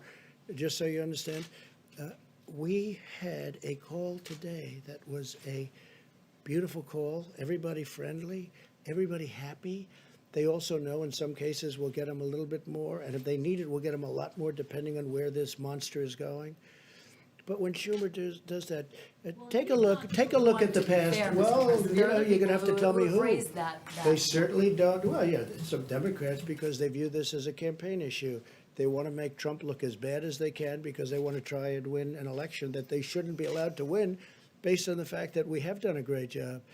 We built the greatest economy in the world. I'll do it a second time. We got artificially stopped by a virus that nobody ever thought possible. And we've handled it, and we've built a team, and we've built an apparatus that's been unbelievable. Take a look at the swine flu, right? That's H1N1. Take a look at that. And it's not the other way around, by the way. It's H1N1. You know what I mean by that. Take a look at the swine flu. It was a disaster. 17,000 people died. The other administration, they didn't even know, it was like they didn't even know it was here. And that was peanuts compared to what we have in terms of the power, the magnitude of what we're going through. This is attacking 182 countries simultaneously. So Schumer's just all about politics. I've known him almost all of my adult life. And he's a disgrace. In many ways, he's a disgrace. And he knows it's done. He just wants to do that. But he knows the job we're doing. Everybody's amazed at the job we're doing. And the public is starting to find out. One of the reasons I do these news conferences, because if I didn't, they would believe fake news. And we can't let them believe fake news. They see us up here. They see us with admirals. They see us with this talent. They see the job that Mike Pence has done, which has been an unbelievable job, an unbelievable job. I put him there. I thought he'd do well. He did great as the governor of Indiana, and I thought Mike would do well. He's done much better than well. And he gets along with people, I think, much better than I do. Because I like people being 100. Mike can put up with things that sometimes I say it's amazing that he can put up with it. But he's done an incredible job, and so has the entire team. This is a military operation. And again, we built 2,900 beds in Javits Center. We build medical centers in New York. In Chicago, we built 1,000 beds, much more now, in McCormick Place. That's their big convention hall, the equivalent of Javits Convention Hall. Big McCormick Place, fantastic place. By the way, the mayor of Chicago, at least on the phone, is extremely happy with what we're doing, thanking us, has a great relationship with Mike, thanking us. And I just wish the politicians would say to you what they say to us, really. And it's a good question. Do you have one? Yeah, please. Yes, Mr. And President, we'll get to a national security question and then a question about Governor Cuomo. The national security front, to the extent that you can comment on this, your administration is making heavy preparations to move against the cartels in Latin America right now. And could you said expand? Latin America? Yes. Yes. Could you expand on the reasoning of why now? Are there supply and Yeah. logistics especially weak? Is it political? Yeah. What's the reasoning? Good question. We've moved a tremendous number of boats and ships to the area of, different areas of exactly where you're talking about, because we're tired of drugs pouring into our country from other places. And we're tired of seeing drugs pouring into different parts of Latin America, South America, and just coming into our country. Now we've got them stopped at the border, and they're trying to do it by sea. So we stop them at the border with, and frankly, with the help of Mexico.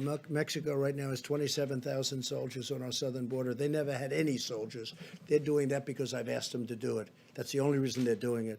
They have 27,000 soldiers. So now they're trying to bring it in by boat and by ship, the drug lords and the people doing drugs and trying to destroy our country from inside with drugs. And we're hitting them very, very hard. And that's why we're doing it. Activities that U.S. assets are targeting, or Say it? is it beyond narcotics? Are there other illicit activities that Well, U.S. assets are there targeting? are the activities of human trafficking, and especially with respect to women. As you know, proportionally, it's mostly women. And it's a horrible thing. It's a horrible thing. And there's never been a time like it. And it's because of the internet. And this is all over the world. But for the most part, they're coming through, in this country, they're coming through the southern border. But we're hitting them very hard. They have tremendous illegal trafficking in women and children also, but mostly in women. And it's illegal, and it's horrible, and it's disgraceful. And I've seen things that are an absolute disgrace. And we're trying to knock them out, and we're knocking them hard. And again, I want to thank the president of Mexico because he has really stepped up to the plate. 27,000 soldiers. They've never had any soldiers on our border. And I did that because the Democrats will not approve anything to stop, because they want to have open borders. They want to have all these people flowing through our border. And in many cases, they're sick. They have problems that you don't want to know about. Or they're criminals in many cases. Not in all cases, but in many cases. And they don't want to have, they want to have open borders. They want to have sanctuary cities. So they protect criminals. And I don't want to have it. And Joe Biden does want to have that also, as you know, because he said that during numerous debates. I want to have strong borders. And I don't like protecting criminals with sanctuary cities. But we're doing it for drugs. We're doing it for human trafficking. We're doing it because you have to do it. We either have borders or we don't have a country. All right, go ahead. Why did Chris. he move? Mr. President, on the question of antibody testing, which is FDA approved now but not widely available yet, I know the Admiral said by May you expect to have millions available. How are you going to prioritize who's going to get the antibody tests, and what is that going to show you? Do you think that's going to be immunity? I mean, I have an answer, but I'd rather have the Admiral answer that. So let me clarify, and I know you probably understand this, is the antibody test does not tell you if you have the active virus in your nose. If you're positive for the antibody, it strongly implies, it means that you have had the virus before. And to the degree that we know of medical knowledge, you will probably, highly probably, be protected against getting the virus again in the future. So I want to make something clear. There's no antibody test approved, okay? Approved is not a word we talk about. There is a test or two that has received emergency use authorization, and many, many, many others out there that have not gone that way yet. And I want to take this opportunity to caution. There is a very consolidated effort between the FDA, CDC, NIH to validate some of the tests that are on the market right now, because it is very important that they actually do what they say they do. And we have reason to believe that not all of them are going to perform well. I don't know the primary source, but the Financial Times just reported that the UK had 17.5 million antibody tests that they bought, and none of them work. So we're not going to get in that situation. We're going to be very careful to make sure that when we tell you you're likely immune from the disease, that test really said that. Now, I will also make a statement, and there's a lot of work on here, and I'm very excited about it.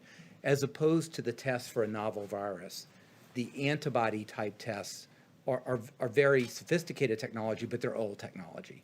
This we expect to have many tens of millions of tests the first month that we are really sure that the test makes sense.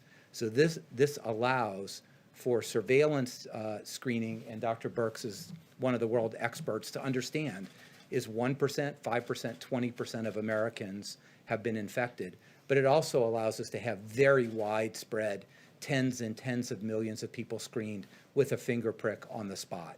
By when? Just to be, by May you're saying this will happen? Or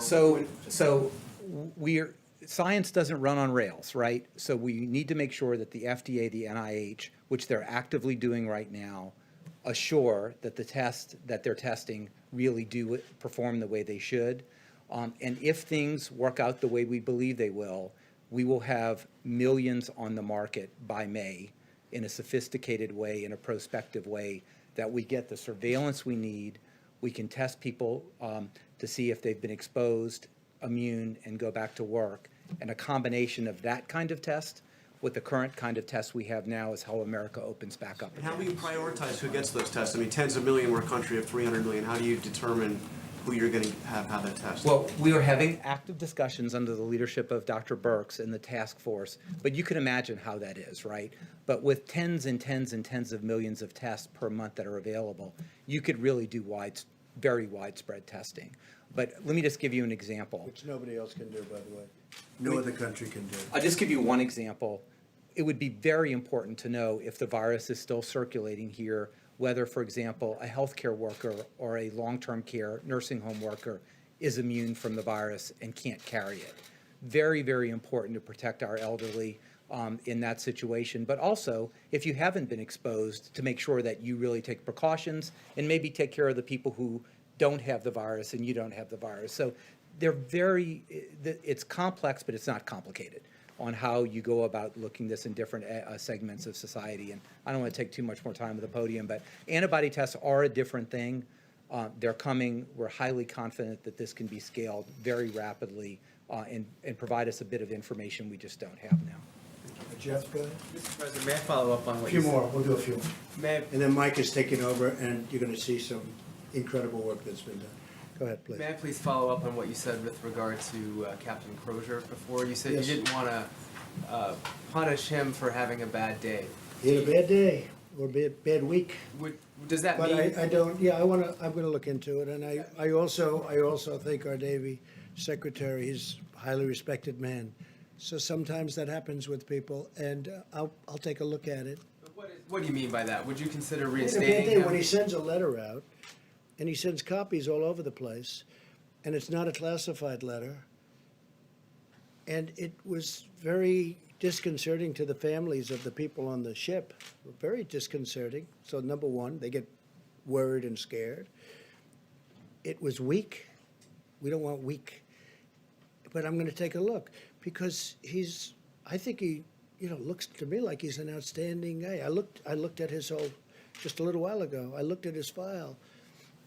And people have bad days, and we'll take a look at it. My question is, what would you consider doing for him? Well, we'll take a look. I want to speak also to the Secretary. I also want to speak to Secretary of Defense, Mark Esper is doing a fantastic job. And we'll, maybe I can help the situation out. I mean, you guys are saying, why is the president getting involved and going? Well, I like to solve problems. It's a problem, I don't want to see men hurt, women hurt. I don't want to see people hurt unnecessarily. Maybe we can solve it easily where, it's not life-changing. But he did a bad thing, sending a letter out and many, many copies, as you know. I don't know, I heard 28 copies, I heard a lot. That's a lot of copies. Plus, the letter was 5 pages long. I haven't read the letter, but I think it was 5 pages long, single-spaced. That's a lot of writing. He's the captain of a ship. He's a very important person of a very expensive ship, a nuclear-powered ship. He should be writing letters like that. But it happens. Sometimes I'll write a letter that I say, I wish I didn't send it. Not too often, but it happens. Mr. President. Go ahead. Yeah, go ahead. Follow up on that, because the acting Navy Secretary, and I know you were asked about this, but I just want to try one more time. He did say in remarks to soldiers on the USS Roosevelt that Crozier was, quote, too naive or too stupid to be in command if he didn't think that writing Well, that I letter don't want was to a comment bad. on what he said. I understand. Different language, It's Mr. tough President. language, but I don't want to, let's not get into that. It's tough language. Now, there are some people that think, oh, wow, he says it like it is. Look, he made a mistake. He should not have sent that letter. Or he should have gone through his chain of command, which is the typical way of doing it. He's in the military. He's a very important person in the military. He knows it better than anybody in this room what he should have done. And I'm sure he feels he made a mistake. But I'm going to look into it, and I'm going to see maybe we can do something, because I'm not looking to destroy a person's life who's had an otherwise stellar career, as I understand it. I looked at his file just now because I've been seeing what's going on. If we can save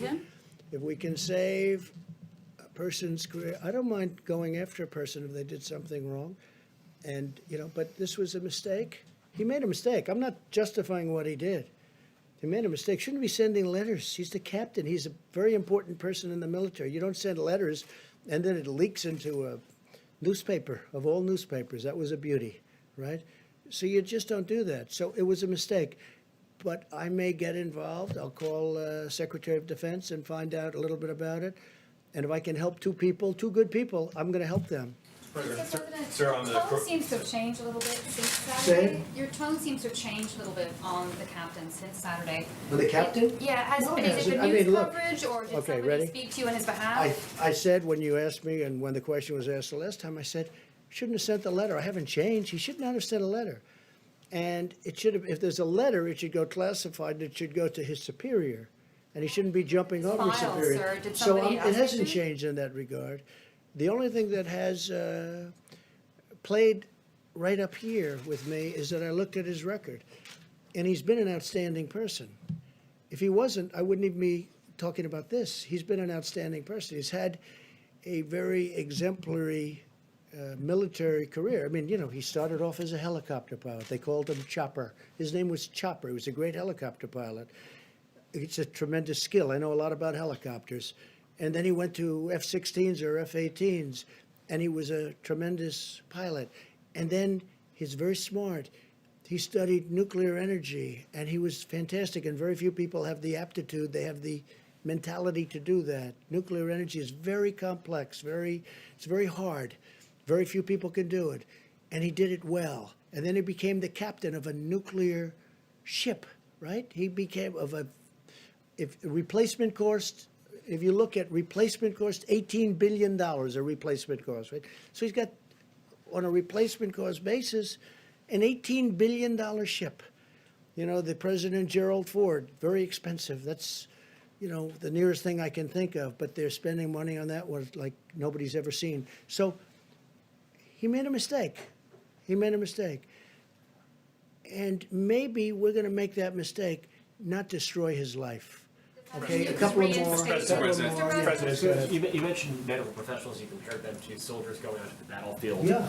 Many doctors and medical workers today, some have seen pay cuts. They're going into a certain environment where they're concerned about their own health, their families' livelihood, if something were to happen to them. Very much in my mind. As part of this phase 4, are you going to prioritize? It doesn't have to be phase 4. I think it could be a separate phase when it's all over. Right now, I don't think they want to think about it. These people don't want to think about it. These people are incredible. They're not thinking about how much am I getting paid. These people are incredible. I've seen it.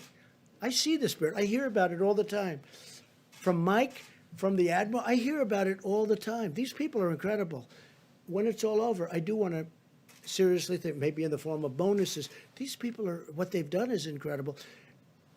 I just admire the attitude, and I've said it. They walk into those hospitals and they are seriously, one of the things that came up with the Comfort, the ship, is that when we fulfilled the request of Governor Cuomo and Governor Murphy, and they're going to be splitting up, but, a lot of things happen to ships when you do that. It's a lot of, they didn't want to do this. In fact, they specifically didn't want to do this. Have patients that were affected with this horrible disease or whatever, the plague, because frankly, it's a plague. That's exactly what it is. You'd read about it in the old days, the plague, and that's exactly what it is. But we're doing it. But when I see the bravery of these people walking through doors without their stuff, they're just getting, they're not standing outside, hey, let's get ready, they're running through doors, putting on the stuff that's not even on. I think it's incredible. I'm telling you, the nearest thing I can think of is soldiers in battle and soldiers going right into battle, because that's what they're doing. It's really, in many ways, it's the same thing. All right, how about one more? Sir, one question, Mr. President. You may have seen this, the Masters tournament has been rescheduled to November. 2 questions. A, is that an outgrowth of your conversation that you had with sports commissioners on I Saturday? hope it's rescheduled. I hope football's able to start. I hope baseball can get to play a little bit. I hope basketball can maybe do their playoffs. Hey, I have no interests or anything other than I want what's good for the country. What about the U.S. A lot of Open, which people you've are attended tired. many times? Yeah, a lot of people are tired of looking at games that are 5 years old. I looked the other day, I saw somebody, I said, wow, he looks great. I forgot. I said, oh, that was 9 years ago. I said, he's really in great shape. Well, not in great shape now, but he was in great shape then. It was 9 years ago. You know, you get tired of looking at 9-year-old baseball games and playoff games that took place 12 years ago. I don't have much time to do that, frankly, but that's what people are doing. And they want to see sports. Sports are a great thing for this country. And I hope football can start. And I told them, I think you might be able to. They may very well be able to. I hope they can start. And I hope they can start with people in the stands. You know, we're not going to be separated. You have seats. Those seats are meant for people to sit next to each other. And when this virus is gone, people are going to be sitting next to each other. And just for the restaurant industry, so they understand, when the virus is gone, people are going to be sitting next to each other. One man said, I have a 200-seat restaurant. It's been great. But if I go by these rules, this 200 seats goes down to 60. I said, no. You have a 200-seat restaurant. That's what you have. But we have to wait till the virus goes away. It wouldn't even do well at 60. Frankly, there's a warmth to it also. There's a warmth. But not when we have the virus in the air. Well, ladies and gentlemen, thank you very much. So I'm going to let our Vice President take over. He's got some really interesting numbers, statistics. And I want to thank the Admiral. I want to thank Tony and Deborah and everybody else. I want to thank everybody that's working. And I really do. I see a lot of tremendous things happen. The therapeutics, the call I had today was one of the most exciting calls I've had in a long time. And again, I want to wish my best to the UK and the family of Boris Johnson. And we just hope he's going to be okay because he's a fine guy. Thank you very much, everybody. Thank you. Thank you. Thank you, Mr. President. A few updates on the activity of the White House Coronavirus Task Force. Then I'm going to ask Dr. Birx to speak about what we're seeing in the numbers. We know we are at the beginning of what's going to be a very tough week in America. But as Dr. Birx will reflect, because the American people have been embracing social distancing, putting into practice the advice of state and local leaders and the President's coronavirus guidelines for our country. As Dr. Birx will describe, we are not only seeing remarkable progress in Washington State and in California, where the numbers remain low and steady. That's a great tribute to the people of both of those states and to all of their dedicated healthcare workers. But we're also beginning to see a leveling just at the very beginning. And she'll reflect on those in just a few moments. A couple of quick updates. At the present moment, the President has approved 50 major disaster declarations, and we'll likely be issuing a disaster declaration for the state of Minnesota before the end of the day. We've distributed more than $4.1 billion to states, and right after our incredible healthcare workers, we couldn't be more proud of more than 21,000 National Guard that have been activated and are working in states all across the country. During my conference call today, I learned that Governor Brian Kemp is actually using the Georgia National Guard to sanitize and clean up nursing homes. But National Guard are being deployed in a variety of ways all across the country, and to them and to the families of all these citizen soldiers, you have our admiration and our respect. As the President mentioned, our focus remains on the New York metro area, New Jersey, Louisiana, and then Michigan and Illinois. We're watching every area of the country, but those are the priorities today. And in that spirit, I spoke today, as the President did, with Governor Cuomo of New York. The President made the decision to open up the USNS Comfort to COVID patients. And he also informed the governor of New Jersey that we would be taking New Jersey COVID patients. So now there will be two facilities, one at the Javits Center that's all COVID, and in the USNS Comfort that will be managing COVID patients. At the present moment, by this evening, there will be 2,179 medical, military personnel in New York City. And over the next 2 days, that number will rise to 3,000.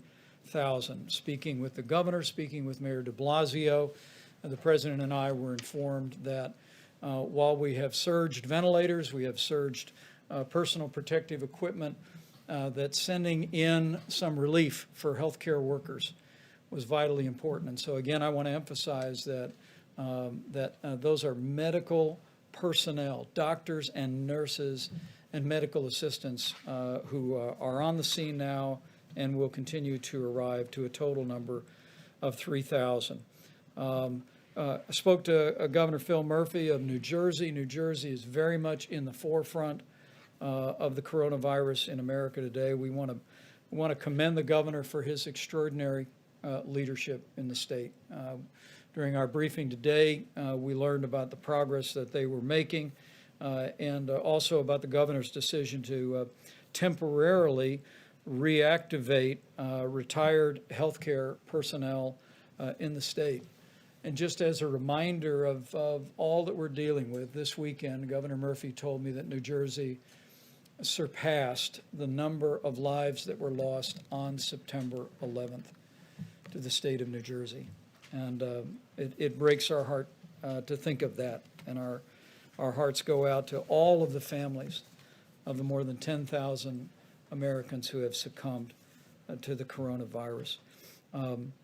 We also, as the president said, we express our gratitude to governors in Oregon and Washington State yesterday for donating ventilators to help the states at the epicenter of the coronavirus.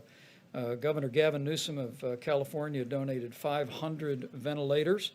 And I just learned that those will be going 200 to the state of Maryland, 50 to the District of Columbia, 100 to the state of Delaware, 100 to Nevada, and we'll also be deploying the remaining 50 to the Northern Marianas Islands and to Guam. And we want to thank Governor Gavin Newsom. The state of California has provided extraordinary and compassionate leadership for their citizens. They're making progress. As the governor said the other day, they're not out of the woods yet, but the numbers speak for themselves, and the generosity of the people of California and the governor is gratefully received.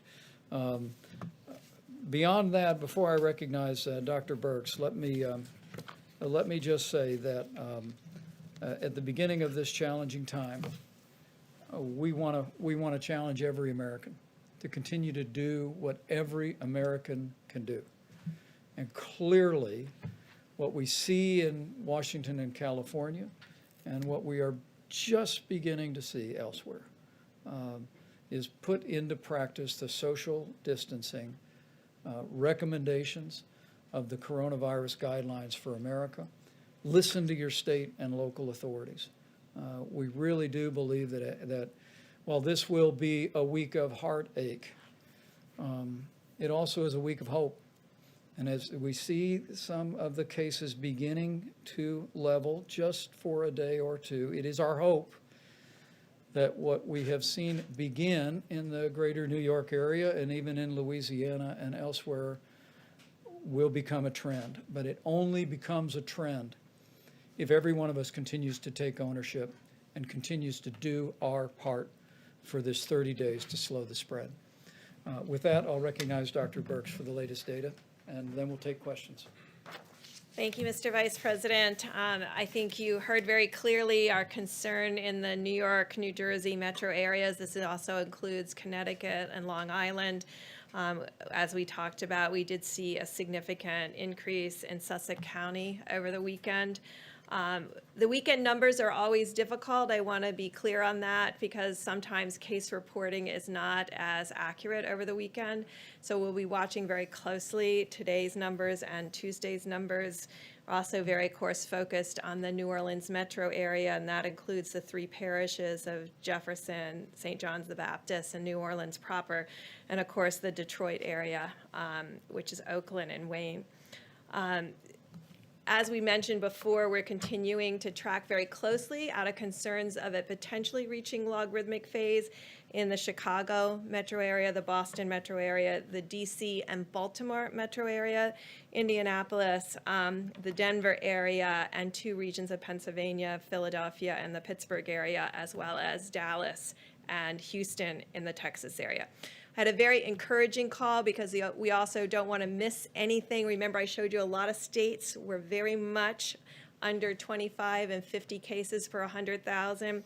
There were a few standouts that we were concerned about, which was Vermont, New Hampshire, Idaho, and Montana. We had excellent calls today with their health commissioners, and they're they're on top of the situation. These were micro outbreaks that occurred due to ski events and weddings and nursing homes, and they were able to describe in critical detail the incidents and how they're tracking and tracing. So they are still doing full contact tracing through those areas, and I just want to applaud both a rural and metro problem, and I really want to applaud how many of the states that may have smaller populations are approaching this. That gives us encouragement of how we can talk about beginning surveillance activities at the same time we're following these very clear outbreaks and ensuring that there's full supplies based on the very granular data that we're utilizing. And I just want to thank the mayors and governors who get us that granular data and allows us to make these deep interpretations across all of the United States. We know each governor is concerned about their areas, but these metro areas cover different areas. So the Philadelphia area also includes southern New Jersey and Delaware, and so we have to really look at things very much as both the metro and the communities that surround those metros. And so all of those people, we ask you again throughout the United States to follow these very clear guidance.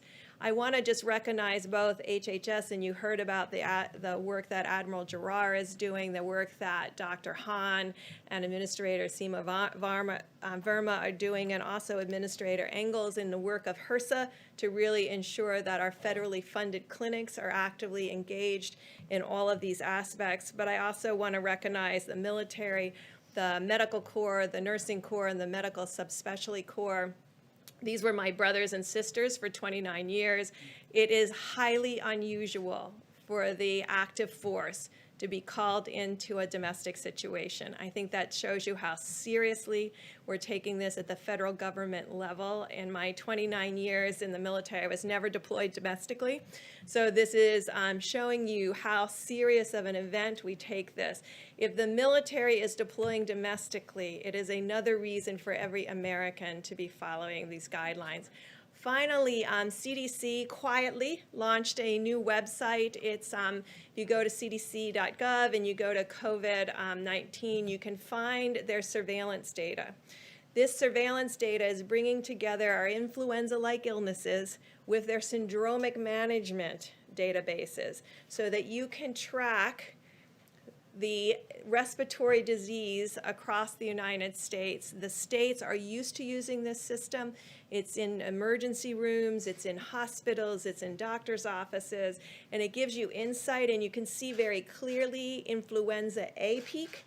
You can see the influenza B peak, and now you can start to see the respiratory disease from this current outbreak. These are the systems that exist within the United States that will be strengthened in order for us to do comprehensive surveillance.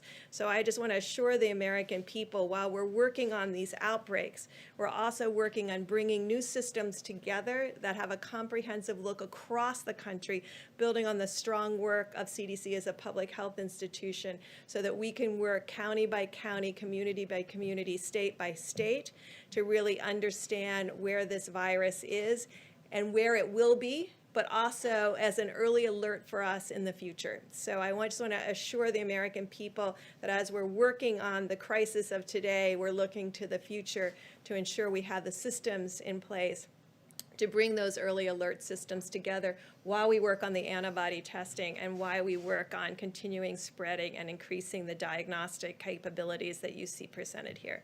Thank you. Thank you, Deb. And Admiral Giroir spoke several times when the President was with us, so he'll be here for questions, as Deborah Birx will. But Dr. Dr. Fauci, your thoughts, and then we'll take some questions. No, actually. Okay, I just wanted to, okay, I will.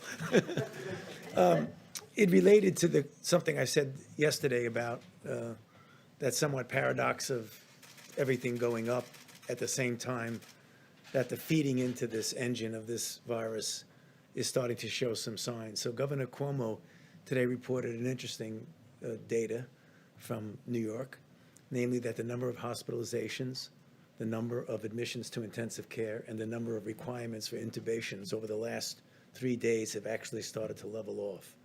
So again, everybody who knows me knows I'm very conservative about making projections, but those are the kind of good signs that you look for. You never even begin to think about claiming victory prematurely, but that's the first thing you see when you start to see the turnaround.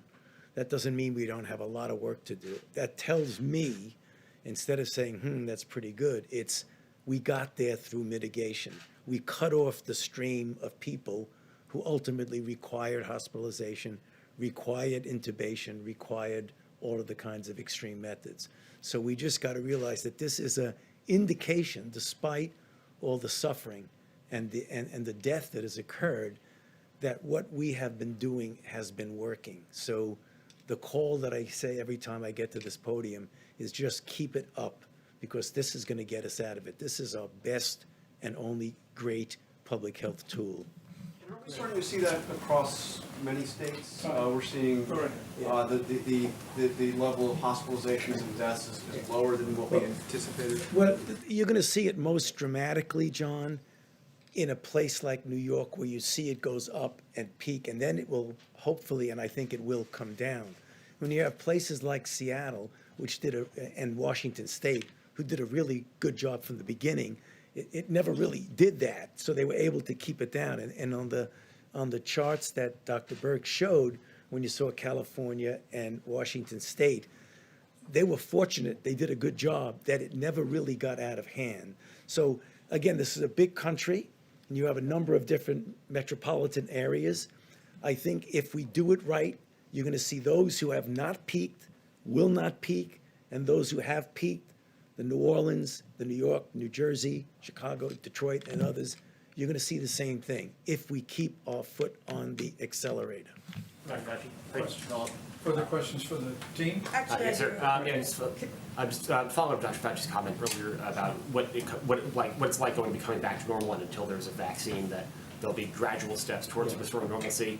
Under that, short of a vaccine, does putting 80,000 people, fans, spectators in a sports stadium, or 25,000 politicos in an arena for a political convention this summer make a lot of sense? Or does those sorts of things require a vaccine to fully protect the American populace? No, I don't think that you're going to have to say that the country cannot get back to a real degree of normalcy until you absolutely have a safe and effective vaccine. It will be really evaluating the kinds of things, and that's the reason why it was discussed up here, why it's so important to have an antibody test so you know what the penetrance is in society. And then we have a situation where we don't ever want to get to have to mitigate. We want it to be able to contain. And by the time we have to face what's going to happen with this going back to normality, we will have in place the capability of identifying, isolating, contact tracing, so that it never gets out of hand. Ultimately, the showstopper will be obviously a vaccine where you can vaccinate people and you won't have it. There's going to be another issue that's going to be important, and it has to do with somewhat of a comparison, for example, with influenza. We go through multiple cycles of influenza. There's always a degree of background immunity in the population. I mean, that will ultimately happen if we get a situation where we get back to normal. Now, I hope we don't have so many people infected that we actually have that herd immunity, but I think it would have to be different than it is right now. So again, remember when you say normalcy, I mean, we could get back normally, economically and otherwise, without necessarily saying we're going to forget about the virus. We have to pay attention to this because we've had a very bad experience with this virus. Dr. Fauci, can I follow up on that, please? I just have a- Thank you, and this is for the Vice President, for Dr. Birx and Dr. Fauci, but can you give us a sense of, and I know you don't want to make any projections, but where we are with the numbers? Because we saw that horrible number today, more than 10,000 deaths now in the US. Are we on track for those best-case scenario numbers that you had laid out, the 100,000? Or are we potentially coming in lower than that at this point, given some of what you're seeing? You know, it just gives me an opportunity to thank and respect the modelers who have really worked on this, because there's a large number of them have worked very hard and done a lot of predictions. And what we did is we did predictions of predictions. We like to integrate data, and so that's where you come up with these numbers. I think Dr. Fauci and I both strongly believe that if we work as hard as we can over the next several weeks, that we will see potential to go under the numbers that were predicted by the models. And I think that is really two things. It is the extraordinary compliance of the American people and the diligence that they have mitigated with. Because remember, we are doing this strictly by behavior change. It's very hard to change trajectory of viruses on just behavior change. We have had difficulty in our past doing that. So that's what we're doing, and that's what the American people are doing. But the other side of that is the incredible insights that Washington State and others are providing on how to better care for the patients in the hospital. And so those two pieces are coming together that could have a dramatic impact on the predictions of the mortality from this disease. So I'm glad you asked that question, because I've said it a couple of times here. I want to say it again. Repetition is good. Is that models are good. They help us to make projections. But as you get data in, you modify your model. And I've always said, data always trumps models, always. So what I feel, and I believe that Dr. Birx also feels, that I don't think anyone has ever mitigated the way I'm seeing people mitigate right now. This has never happened in this country before.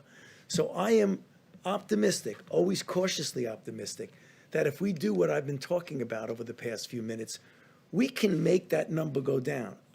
I don't accept every day that we're going to have 100 to 200,000 deaths. I think we can really bring that down, no matter what a model says, because when the data comes in, they'll start to say, you know, maybe you are essentially overshooting the model. And I think that's where we can go. That's the reason why I like to always get up and tell the American people, it's the virus doing what the virus wants to do, and it's we as a society doing what we can do. And let me just amplify that from a layperson's perspective. And the American people are doing it. I mean, the initial data, what we've seen in California and Washington, support the fact that the American people are doing these things, which is nothing short of loving your neighbor. I mean, the truth is, the threat of serious illness for most Americans is relatively low. But the threat of serious illness for seniors with underlying health conditions or anyone with an immunodeficiency is very high. And when we see Americans putting these principles into practice the way you all have been, it really means you're considering others more important than yourself. And I have to tell you, for the president, for me, for all of us, it's deeply inspiring. We just need to continue to do it for all of these 30 days, and we'll bring that number down. How about a couple more, please? So, Mr. Vice President, when will you know, when do you think that you will know whether or not you will have to extend those 30-day guidelines, or if 30 days will be enough? Well, the experts told us that somewhere around the middle of this month would be the peak. And as we begin to see a couple of days, that might be the beginning of leveling, we're gonna watch that carefully, and we're gonna bring that information to the president. But for now, the decision is, and the request of every American is to continue to put into practice all of the president's coronavirus guidelines, 30 days to slow the spread. And for all of you in areas that have been impacted broadly by the coronavirus, listen to what your state and local authorities are asking you to do. It will protect your health, your family's health, and it will save lives. Let's do a couple more, and for our panel, if you'd like. Jeff. It's more of a personal question, but Dr. Burks, can you tell us if your granddaughter's okay? And I'd like to know too. Well, thank you.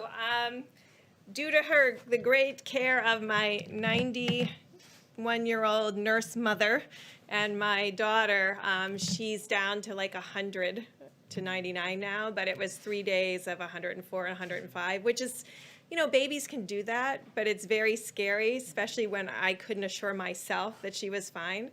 So it was just some sleepless nights for me and them as they kept our fever down. So thank you for asking. Do you have the virus? Oh, or- no, I'm sure it's roseola or something. They have not been out of the house. They're not allowed out of the house. They've got 2 granddaughters under 1, 2.5 almost, and one only 10 months, and my 91-year-old and 96-year-old. So no one is allowed in that house or out of that house because there's too much precious cargo inside the house. How about one more question? We'll let Thank you you, all. Mr. Vice President. For whoever wants to answer this, it's a technical question. So FEMA says that it is in the process of distributing 90% of each state's allocated supplies for the National Strategic Stockpile. And that allocation is determined based on population by the last census in each state. And the other 10%, it says, is going to frontline healthcare workers serving in the federal response efforts. So where are those healthcare workers in the federal response? And do you envision a scenario in which you could start giving states more supplies from the National Strategic Stockpile? It's a really good question. And let me say the Strategic National Stockpile, and I'm going to have Admiral Giroir speak about his piece of that, has been largely deployed. We are continuing to replenish it in part with a small portion of what's coming in from around the world. You've heard about our air bridge, now more than 50 flights that have been scheduled that are bringing millions of supplies into the United States. What we're doing is taking less than 10% of that, put it into the Strategic National Stockpile, so we have that to basically provide for states on an as-needed basis. But the other 90%, that system that I just described earlier when the president was here, is working with the 6 major medical distributors in the country to deploy those resources to New York, New Jersey, Connecticut, Louisiana, Michigan, Illinois, the exact priority that you just heard Dr. Burks describe and that the data informs. And those decisions are being made every single day. And so while if a hurricane hits Florida or tornadoes or flooding tear through the state of Indiana, we're very accustomed to FEMA coming in, drawing from the national stockpile, providing specific resources.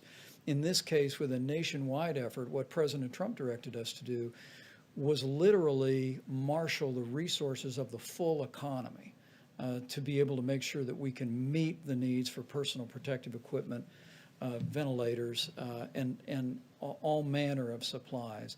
And we're doing that in a small way through the Strategic National Stockpile, but in the largest way through that control tower system that Admiral John Polovchik is running for us, that is deploying those resources and making sure they're going straight to where they need to go.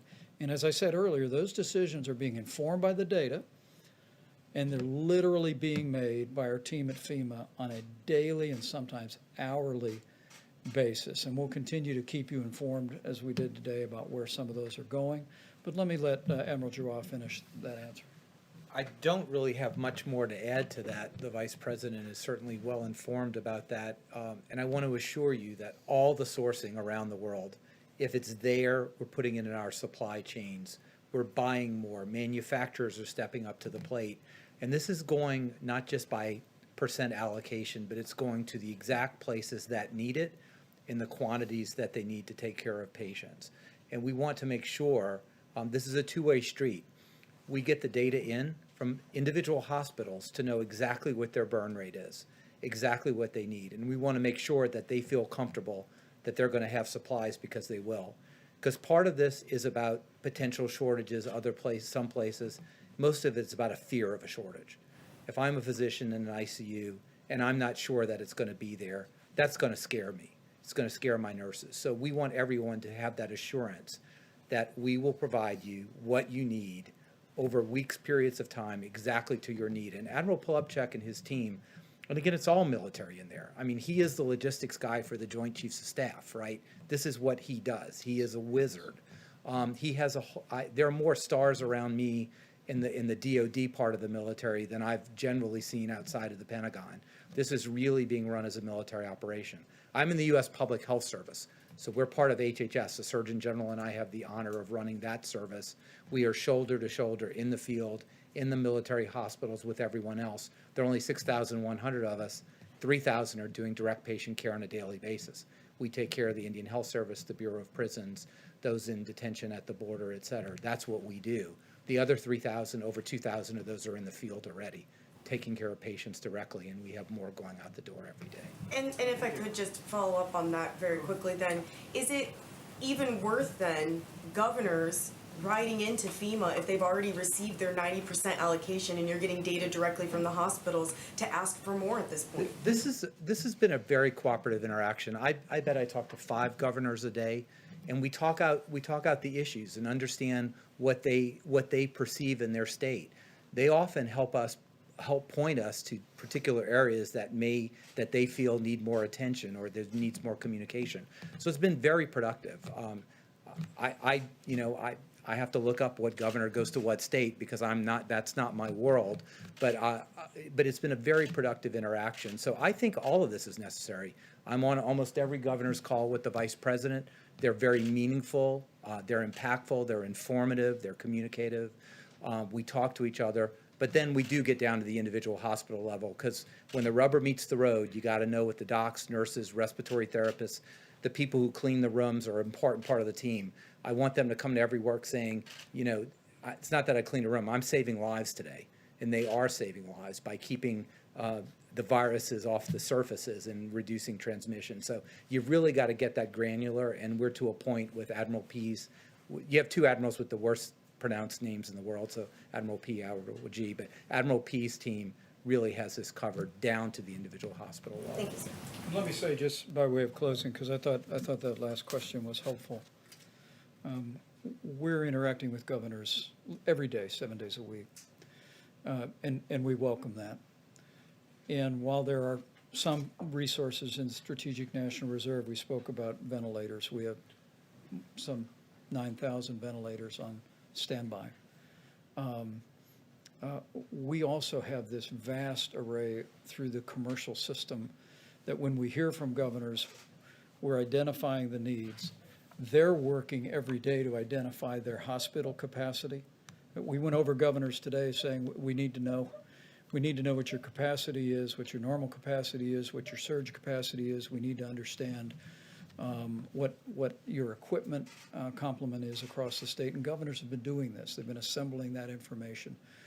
But I want to tell you, the governors across this country in both political parties have been doing a remarkable job.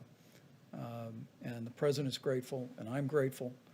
And I just want to know that those healthcare workers that they're serving and the families that those healthcare workers are serving can be confident that we are going to do whatever it takes to get them what they need when they need it. And every governor is working in that regard. Every hospital administrator is working in that regard. And the opportunity that we have, because the American people are stepping up so strongly and putting others ahead of themselves. In most cases, they're acting in a way that puts the health of others first. We're more confident today than ever before that we're going to be able to provide our healthcare providers and the states that are impacted with the coronavirus with the resources and the support they need. to meet this moment, and we're just going to continue to work our hearts out and make that a reality. You know, but I have to end with just a reference to the healthcare workers. You've heard these doctors talk about them. They're all healthcare people. You've heard the president talk about them. You all have seen them.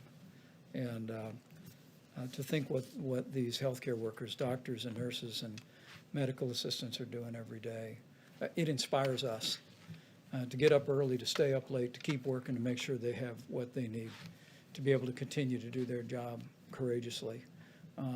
And I know I speak on behalf of every American when I say how grateful we are for each and every one of you. And in this very special Holy Week, I know millions of Americans are praying for our healthcare workers. I saw a picture that I sent out last night on Twitter. It was an article about a series of cities where doctors and nurses had paused to pray for the patients and the families that they were ministering to.